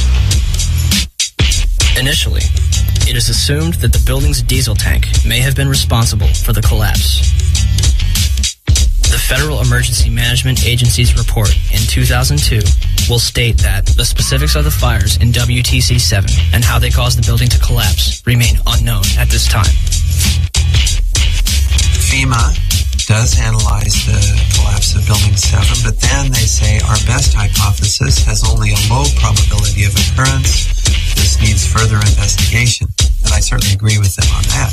Then NIST is handed the ball. It's kind of a hot potato. Okay, NIST, you explain the collapse of World Trade Center 7, this rapid, straight-down collapse of this 47-story skyscraper. Sadly, by this time, virtually all structural steel from Ground Zero had been recycled, and no steel was recovered from Building 7 for investigation. As of this date, NIST is still working on their final report. NIST decoupled the study of the collapse of Building 7 from the analysis of the collapse of the towers. So now it's sitting over here. The report on the collapse of Building 7 from NIST is long overdue. We're still waiting for it, hoping they have an explanation. We are looking at it. There's actually a very good write-up recently from Controlled Demolition Experts, which you probably ought to read. We haven't finished the investigation yet, so I'm not at liberty to talk about any intermediate findings. The collapse is assumed to be caused by a combination of fire and structural damage. Did any other surrounding buildings suffer a complete collapse at near freefall speed? Building 3, a 22-story building directly below the Twin Towers, was split in half by the South Tower's collapse. Although the building was severely crushed by falling debris, the structure remained standing. Building 4, a 9-story building east of the South Tower, was almost completely destroyed. The remaining structure did not collapse. Building 5, a 9-story building east of the North Tower, suffered from severe fires and structural damage. Building 6, an 8-story building between the North Tower and Building 7, suffered a giant gouge in its roof and severe fires. Neither Building 5 or 6 suffered global collapse. Neither did the Deutsche Bank building, which stands to this day and is currently being demolished beam by beam. Neither did the Millennium Hotel across the street. Building 7 burns over a number of floors and suffers structural damage to its south face before collapsing completely to the ground. Did anything occur inside the building that might cause a collapse? Started walking down the stairs. We made it to the 8th floor. Big explosion. Flew us back into the 8th floor. And I turned to Hesh. I said, this is it. We're dead. We're not going to make it out of here. And we have Frank Ucioto back on the phone with us, Brenda, with some New York City officials. Frank, go ahead. That's right. I'm standing here right now just off Broadway by City Hall with Michael Hess, who is the city's corporation counsel. Mr. Hess, you were trapped in, I believe, 7 World Trade Center. Go ahead, sir. Yes, I was. I was up in the emergency management center on the 23rd floor, and when all the power went out in the building, another gentleman and I walked down to the 8th floor where there was an explosion, and we've been trapped on the 8th floor with smoke, thick smoke all around us for about an hour and a half. But the New York Fire Department, as terrific as they are, just came and got us out. Their experience is mentioned by NIST's interim report on Building 7. However, the authors claim it is the collapse of the North Tower. The glass on the ground floor was not even blown out. Would debris and smoke rushing up the stairway be described as an explosion? So, we have a 47-story steel-framed skyscraper, which housed various government agencies and numerous important documents, damaged less than the other World Trade Center buildings. At 5:20 p.m., all structural elements inside Building 7 simultaneously fail, and it collapses symmetrically, imploding into a pile of rubble. This building had 81 columns, 24 core, and 57 perimeter, running from the basement to the roof. For the building to have collapsed the way it did, all 81 of these columns had to collapse simultaneously. Could fires on a few floors have heated up all these columns to the breaking point at the same time? Let's ask the 9/11 Commission. Governor King, may I ask another question, please? At 5:20 p.m. on September 11th, World Trade Center building number 7, 47-story modern frame steel skyscraper that no plane hit, collapsed into a neat little pile onto itself and exhibiting all the characteristics of controlled demolition. FEMA, in their investigation, didn't say that. They said that fire must have knocked it down, but they couldn't figure out how. Video evidence shows what appears to be explosive squids going up the side of the building from south to north or from bottom to top as the building collapsed. There was molten metal found in the basement of that building at temperatures that exceeded anything a normal fire could cause. With all the confusion about what happened to Building 7, why is there not a word about the collapse of that building in the 9/11 Commission report? We didn't see any evidence of the kind of thing you're talking about. We thought that was part of the tragedy of 9/11. The building collapsed later on. There was not a loss of life in that building. And it was not part of our report. Not part of the report, thanks. Governor? So for the 9/11 Commission to totally ignore that, I think is unconscionable and shows that they did not do a thorough job. Did Building 7 collapse because of damage from the falling North Tower? Or was it also a controlled demolition? 27 jaar ervaring in het slopen van gebouwen met explosieven. Hij is de absolute top in Nederland. Zijn reactie op de beelden die we laten zien is onbevangen. Zie je vanaf boven gaan? Nee, je gaat vanaf onder. Die gaat vanaf onder, ja. Toch? Ja. Ze hebben gewoon kolommen weggeblazen. Ze is nagesprongen. Dit valt anders dan het World Trade Center. Vind je niet dan? Ja, je ziet het, de onderste verdiepingen gaan eerst. Ja, en de rest zakt er gewoon in. Dus dit is controlled demolition. Zeker weten? Zeker weten. Er is nagesprongen. Dit is in opdracht gebeurd. Dit heeft een team gedaan van experts. Maar dit is ook op 11 september gebeurd. Dezelfde dag? Dezelfde dag. Dezelfde dag? Weet je dat zeker? Ja.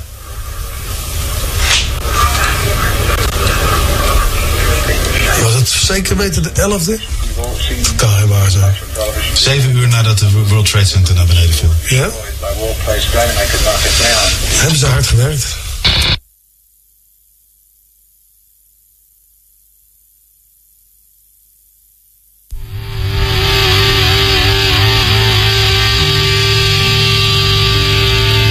In the aftermath of 9/11, citizens and politicians alike would demand that steps be taken to ensure such attacks never happen again.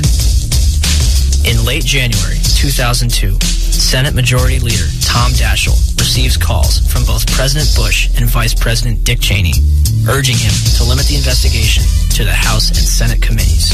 The administration would continue to oppose the investigation until November 2002, when Congress creates the National Commission on Terrorist Attacks upon the United States to make a full and complete accounting of the circumstances surrounding the attacks. Democratic leaders concede several aspects after the White House threatens to create the commission by executive order, giving themselves considerable control. President Bush officially signs it into law November 27, 2002, and names Henry Kissinger as chairman of the 9/11 Commission. The Chicago Tribune puts it best. Kissinger is known more for keeping secrets from the American public than telling the truth. On December 13th, 2002, Kissinger resigns from the 9/11 Commission, due mostly to a congressional demand that he disclose his private business clients.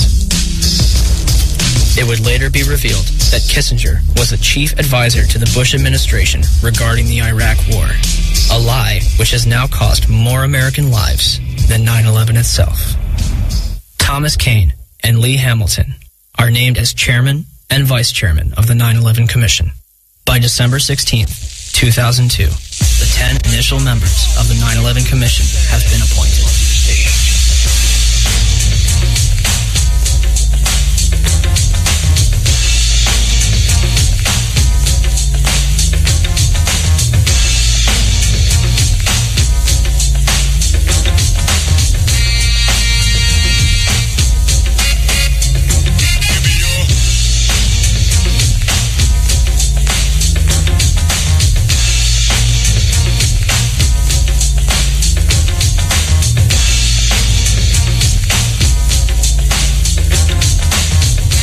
And the man missing from this picture? Philip Zelikow, Executive Director. He would shape both the commission and its final report.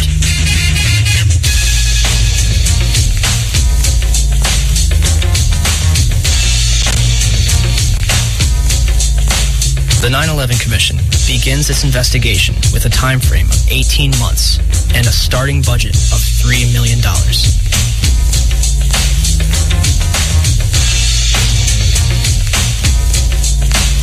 January 27th, 2003. The 9/11 Commission holds its first hearing in Washington, D.C. Vice Chairman Lee Hamilton will claim a few days later, "We're not interested in trying to assess blame. We do not consider that part of the Commission's responsibility." March 26th, 2003. The Bush administration denies the Commission's request for an additional $11 million in funding. 3 days later, the Commission is offered $9 million, and they accept. In April 2004, President Bush agrees to testify before the 9/11 Commission, but only if Vice President Dick Cheney joins in. Why did they insist on appearing together? The 9/11 Commission wants to ask us questions. That's why we're meeting, and I look forward to meeting with them and answering their questions. Sorry, I was asking why you're appearing together rather than separately, which was their request. Because it's a good chance for both of us to answer questions that the 9/11 Commission is looking forward to asking us, and I'm looking forward to answering them. On April 29th, 2004, behind closed doors, President Bush and Vice President Dick Cheney appeared together before the 9/11 Commission for approximately 3 hours. They are not placed under oath. Their testimony is not recorded, and the Commission's notes are subject to White House censorship. President, as you know, a lot of critics suggested that you wanted to appear jointly with the Vice President so that you two could keep your story straight or something. Yeah. Could you tell us what you think of the value of appearing together and how you would answer those critics? Yeah, first of all, look, I mean, if we had something to hide, we wouldn't have met with them in the first place. I came away good about the session. I think they found it to be useful. Yeah, Adam. Mr. President, Yes. don't you think that the families deserve to have a transcript or to be able to see what Adam, you said? you asked me that question yesterday. I got the same answer, yeah. May 19th, 2004, Rudolph Giuliani testifies before the 9/11 Commission. We will now hear from our first witness, the very distinguished former mayor of New York City, Rudy Giuliani. Mayor Giuliani, would you please rise and raise your right hand and place you under oath? And the fact that so many of them interpreted it that way kept a much calmer situation and a much better evacuation. These people.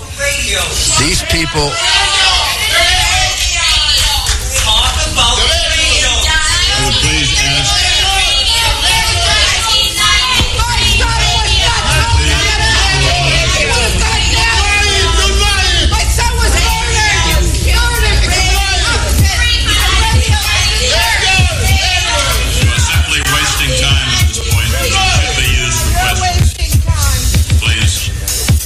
Thomas Kane and Lee Hamilton will later claim in their book, Without Precedent, that they were too soft on Mayor Giuliani. One of the questions they failed to ask was who warned him that the South Tower was going to collapse. Mr. Mayor, can you hear me? I can, Peter. Are you talking about did you go immediately to the Office of Emergency Management? I went down to the scene and we set up headquarters at 75 Barclay Street, which was right there with the police commissioner, the fire commissioner, and we were operating out of there when we were told that the World Trade Center was going to collapse. And it did collapse before there with the police commissioner, the fire commissioner, and we were operating out of there when we were told that the World Trade Center was going to collapse. And it did collapse before we could actually get out of the building. Who didn't warn everyone in the building?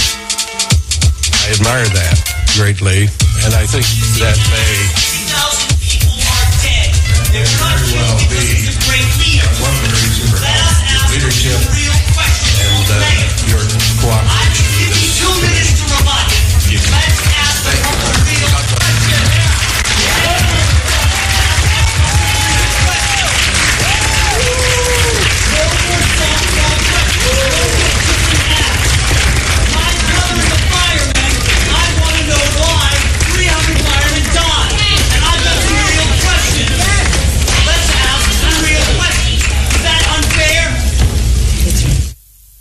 The 9/11 Commission would release its final report on July 22nd, 2004, and closed its doors on August 21st. So the 9/11 Commission was a cover-up. The question is what it was covering up. The charitable explanation is gross negligence, malfeasance, misfeasance, and what you call it, okay? If you can't read all 571 pages of the report, in August 2006, the 9/11 report comic book was released. It should tell you all you need to know.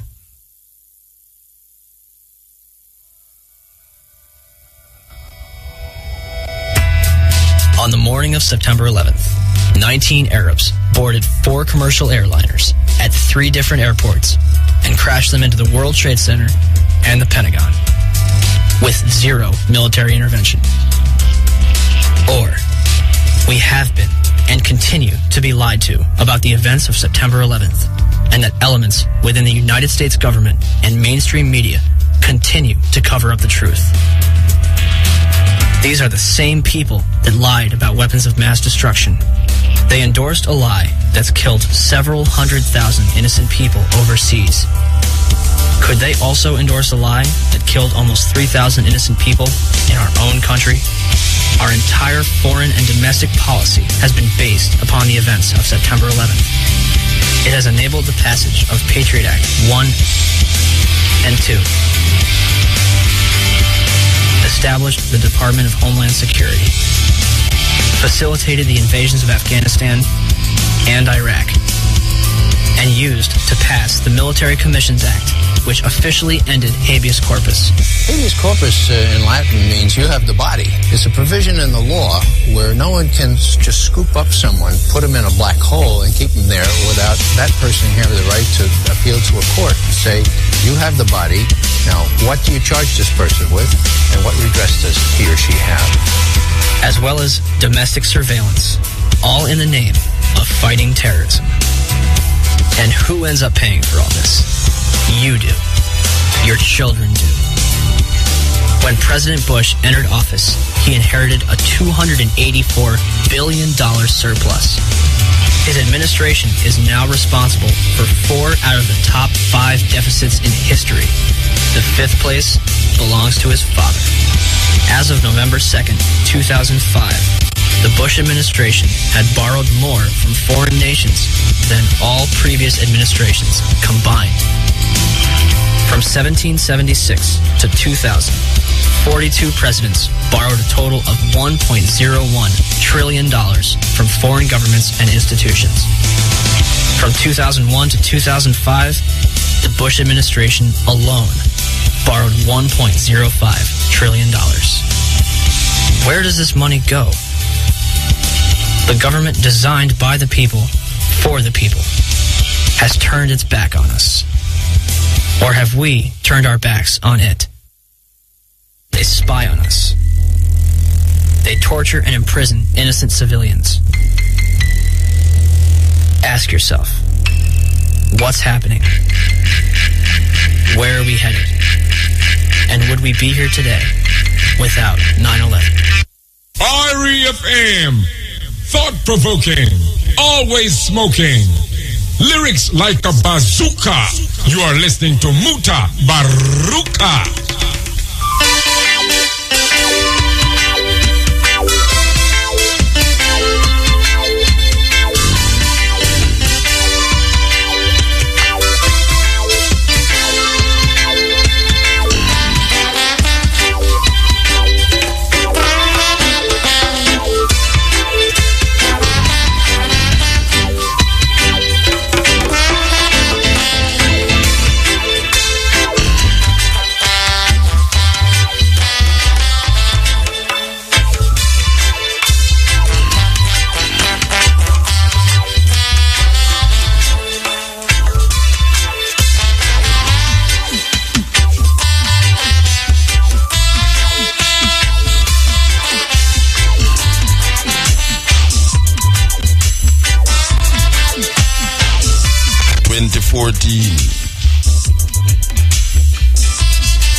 Two buildings fell.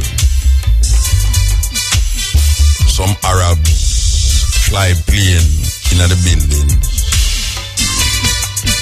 and the world was never the same.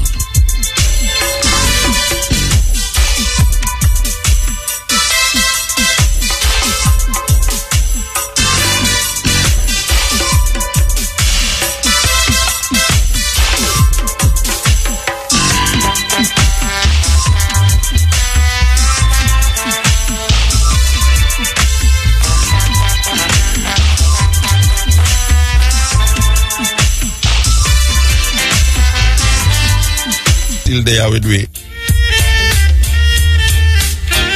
And some serious documentary them there now. Some investigation no easy.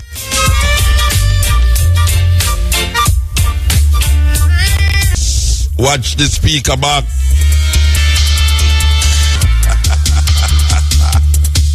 Yeah, man, you have to get paranoid more time. But in paranoia you have to just keep your levels consciously, intelligently. Don't judge them.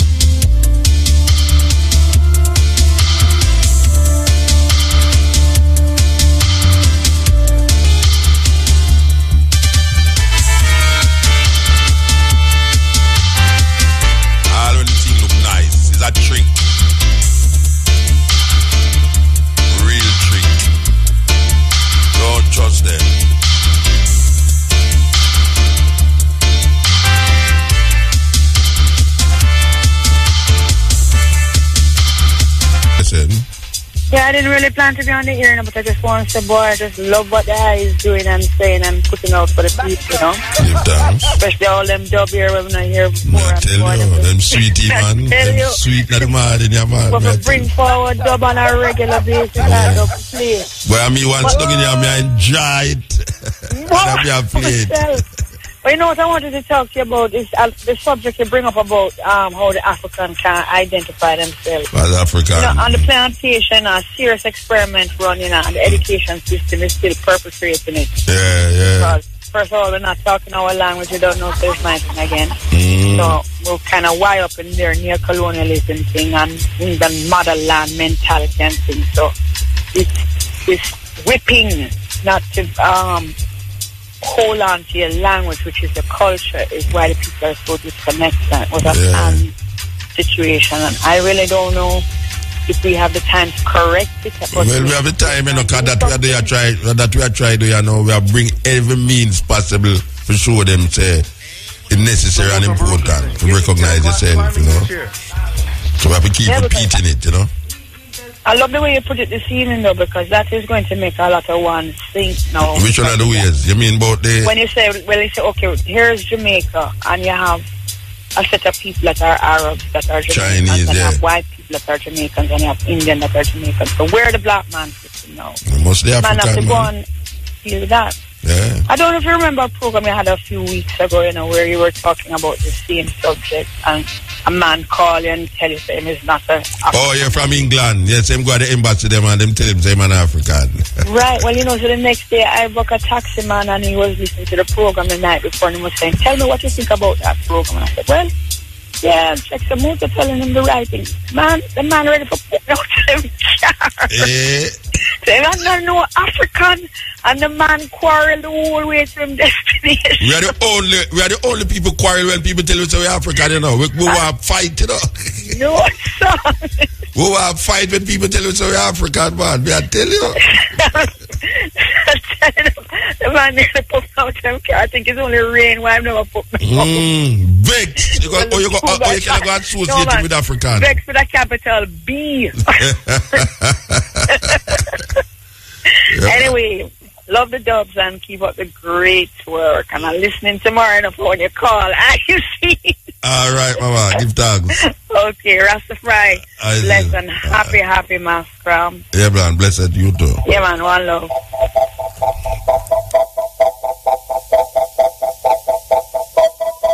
Come up, ball of fire. Come up, Hare Krishna. Come up, ball of fire. Come up, Hare Rama.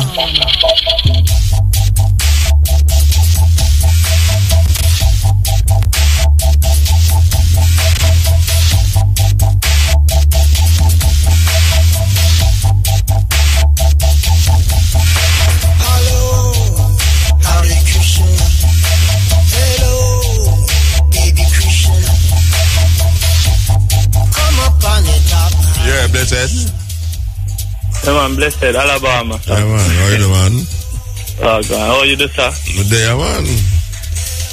You make Africa look like a Miami, man. Well, at that, we have to show them. We have to show them, say, no fires, hold them to that thing. You can't hold all the right from half a tree now and go Africa, eh? The journey longer than the stay. Because we travel about 4 days, we did it 2 days. That serious thing. Yeah, man.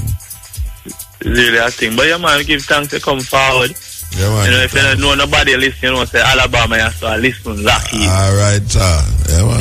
And after we have a conversation, me and some brethren about African. That's even some youths where they African now, them come about the place and work, and we are talk to them as from Jamaica, say excited about Africa. You know them way there to meet African, and you realize say them not have that zeal and energy where we are come within Africa. Them I tell about European ideas, and we say, wow, I saw this thing are deep, man. Then I say the leaders them, so the leaders them run Africa. Some European ideas them are run Africa with, Yeah. So I tell her say that way. That's why Milica's sister she called the other day, and she have this idea of starting an African club over UWI that she really want to bring forward to you. And Yeah, so it launch will either go on next week, I think. We'll forward and come through as well. But it is very important and necessary. Yeah. And no better place to start it than in the university where they might teach this. So where shall go do up there? Well, she have a Club Africa every Thursday. Every Thursday she keep the meeting them. Okay. Yeah, so she actually contact you forward still more about that still. But yeah, but you know, it's Thursday my idea down as well. Yeah, that is a big thing, because she really go want you to that. So you know, she have to figure that out. Yeah, alright. Work it out. Yeah, for figure. But with that necessary, the college man say students and ones learn of the African side and the roots, you know. Yeah. I wonder if we could ever get one little African subject being taught in high school. You know, we never want to go too deep, but if it's general, you know, countries in Africa, capitals, the economy, you know, that them little basics, even that, even at the primary school level, even that would have happy with, you know. Yeah, alright. So, you know, it's a big shoes, but we have the journey, have to start, you know, we want to put on just a top and we want to go out and do the thing them. Alright, sir, blessed man, give thanks. Yes. So when you say you come? You know, so me have to do my friend party. Me have to do my friend party. Okay. Yeah. Well, every Sunday we have party. Every Sunday we have party too. Every day, so I don't know. So, well, when me have a link, you know, come already if you find that place and could find, you know. Yeah, well, Raytown. Well, I don't Raytown, man. You go to Raytown, I don't Raytown with it. West Street, over time it is. West Street. Oh, yeah, well, man, that's all link can me trailer. You know which part, Darling Street Police Station there? Okay. Right at Carnation, man. Yeah, man, right there, so man, you can't set up, you look at the digital building down the road, man. Yeah? Yeah, man, this big digital building down the road. If you look from top of the road and look down there, you see the big digital building. Okay, I'm going to try to find. I have a link still. All right, sir. I have the earthing book that's here. Yeah, man. Yeah, give thanks, yeah? Give thanks. Yeah, man, blessed man. I see.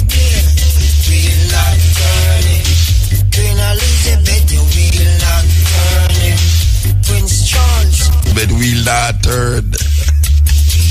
Prince Charles, your wheel not turning. Hare Krishna, your wheel a turn. Yes. Ball of fire. Lead scratch Perry. Dub style. Continent. Yes, Father Muta. Blessed man. Blessed night. Yeah, the conversation I listen to it and I love the way you push the fire. But the thing where I realize with the youth in Jamaica where don't understand them blackness or rate them blackness.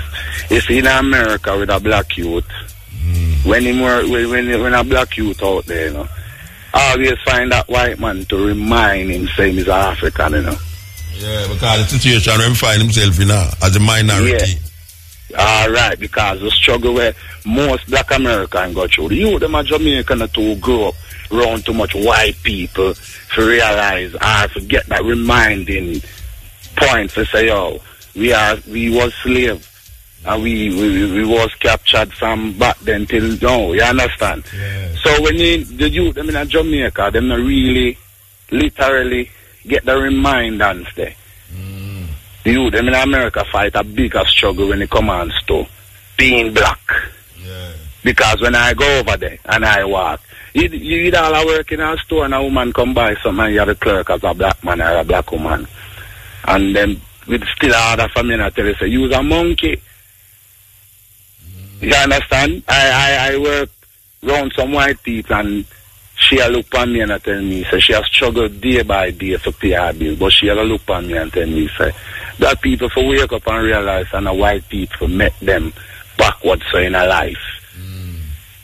We create our own backwardness, but all she created and I talk about it is like, you can know, so she have that gene of a white person where grew up with a white concept where against we as black.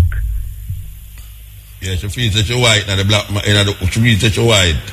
Yeah. And the white man so that is the whole thing. When so that is my whole point of view and take of it. When you're the American them first world country, the France, England, and one of them places, you're going to always find you get forced to realize that you're black. You get forced. Yeah, you get to realize more so you're black because the first thing them category as African American or Hispanic or Caucasian or whatever you may call it. You understand? Jamaica, we just say we are Jamaican. You understand? Nothing black to our name. Yeah, so there's nothing to remind the youth them as myself.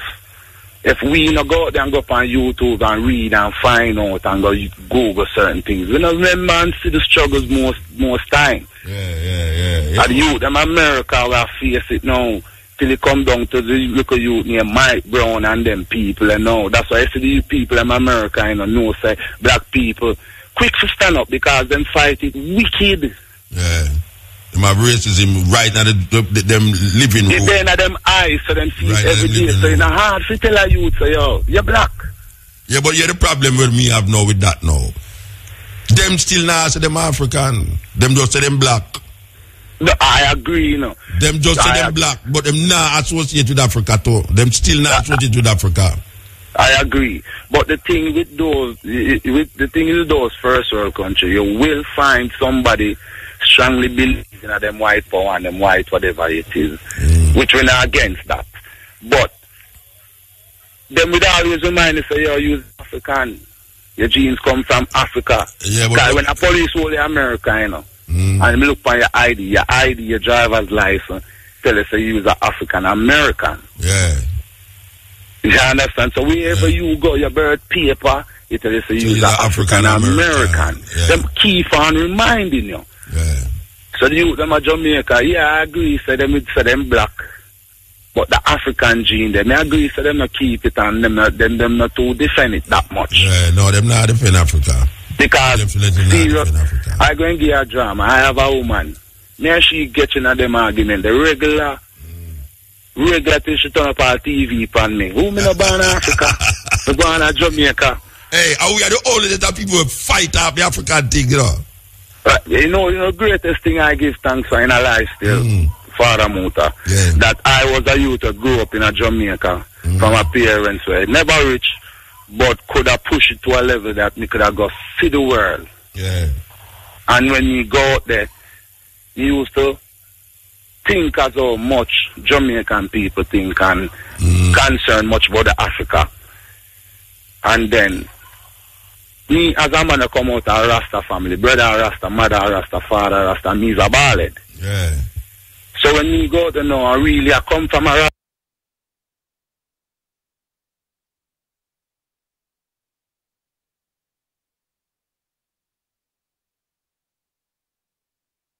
Rasta, mother a Rasta, father a Rasta, me's a ballad. Yeah. So when me go to know, I come from a Rasta home here, Africa, have to unite and all of these things and Colungi them and I listen Cape it and them as a ballad and I see what I go on at the Rasta world. And then when I go out there as youth now, go out, they get older. You realize the people in America as black man, white people will always be there to make them, remind them, say, yo, Africa. And then me start realize that even they on the driver's license. Yeah. Realize that they on the identification card. Alright, so check the next thing. It's a regular thing, you know. If you look on a man in Jamaica and say, I heal and him face and medicine, you know. But when you go to America, you know, what they call a green card? Alien citizen. Alien card, you understand? Yeah. But I'm going to jump up and glad and love the green card.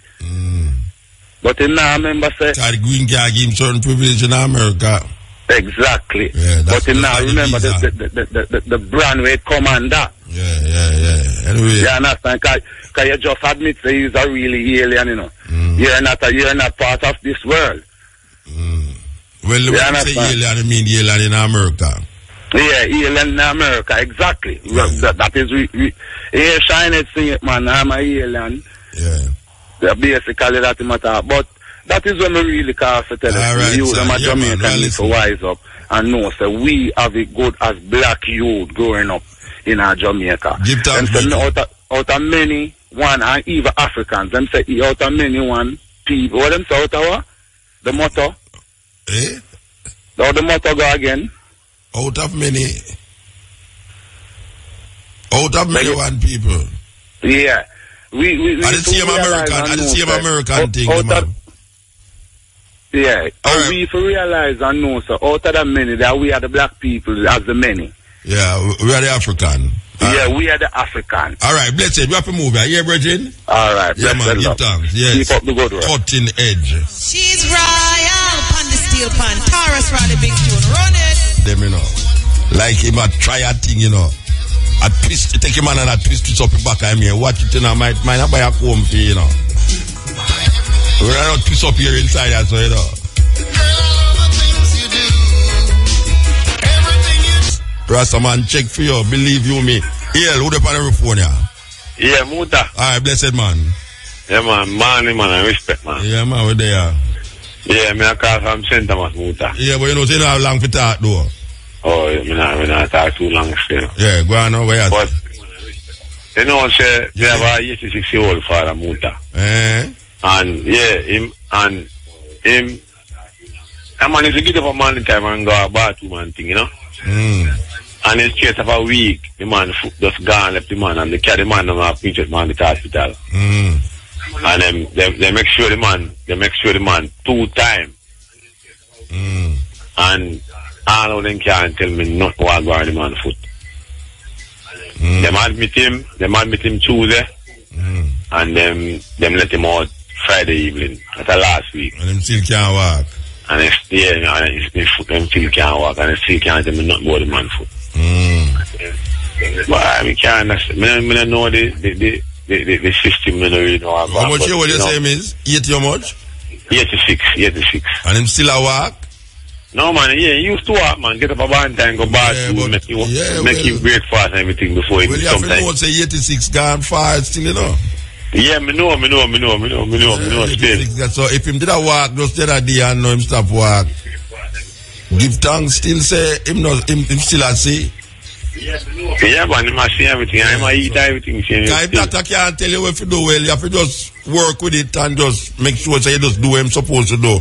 Do you do what him usually do when him a walk. You know, you have to just go and help him because 86. But that guy if I could have reached it so. You know, wow, hey, I'm far that day though. That the far. Far. Because me know Brian now reaches so you know, but that guy be reaches so you know. Because you have young people that sick from some things you know we have pure old people supposed to sick from. Yeah, so when my mother about that age too, you know. Okay. Yeah, my mother that age she can't walk. She in a wheelchair. Yeah, long time my mother in a wheelchair, man. She don't get stroke and afraid to get up again, and after we are trying with her up, she just afraid. And her foot just get petrified and just dead it. So years, she just dead it. She can't walk. Yeah, man. 86 too. I think 86 today, I know 87. Yeah, man. No, man, I'm glad. When me hear 87 and somebody there 87, man, I have to feel good, Rasta. Because right now, trust me, you see all Matrix there? Believe you me. I'll feel you right I tell you, it is a serious thing. It's a serious thing, you know. When you reach hey, watch a man, 80 are far from me, you know. I mean, cannot imagine it's far from you know, Brian. 80 are the old, let's take 80 are the old, you know. All 60 years time, you know, 86 years old, you know. All 6 years time. No, wait there. All 60 years time, even not reach 87, you know. Brian, not that, no, you know. All 60 years time. That time it dead and gone long time, you know, and I come back again, you know. No, I tell you, them time it dead and gone and I come back again. When the 86, 60 years from now, and Brian not 86 yet. Oh gosh, but you know how much rounds me making a heaven and come back. Enough rounds, me I go heaven and I come back and I go back heaven and I come back.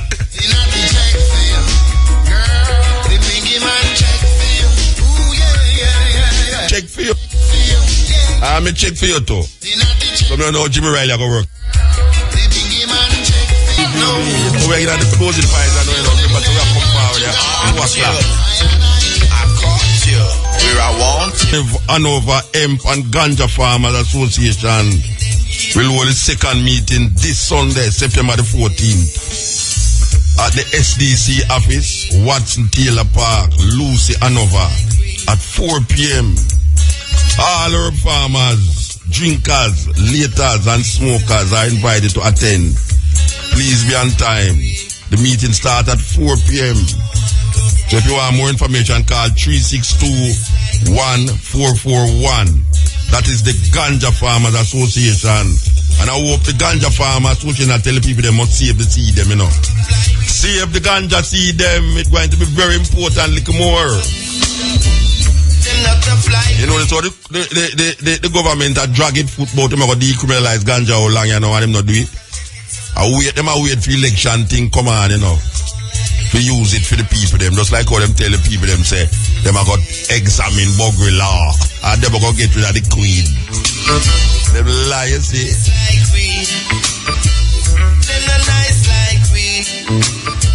Have no love, you see. You are listening to Mutabaruka.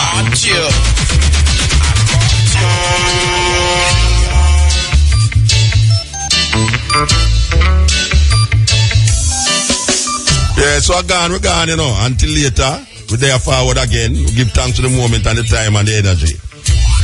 And I go like them sweet.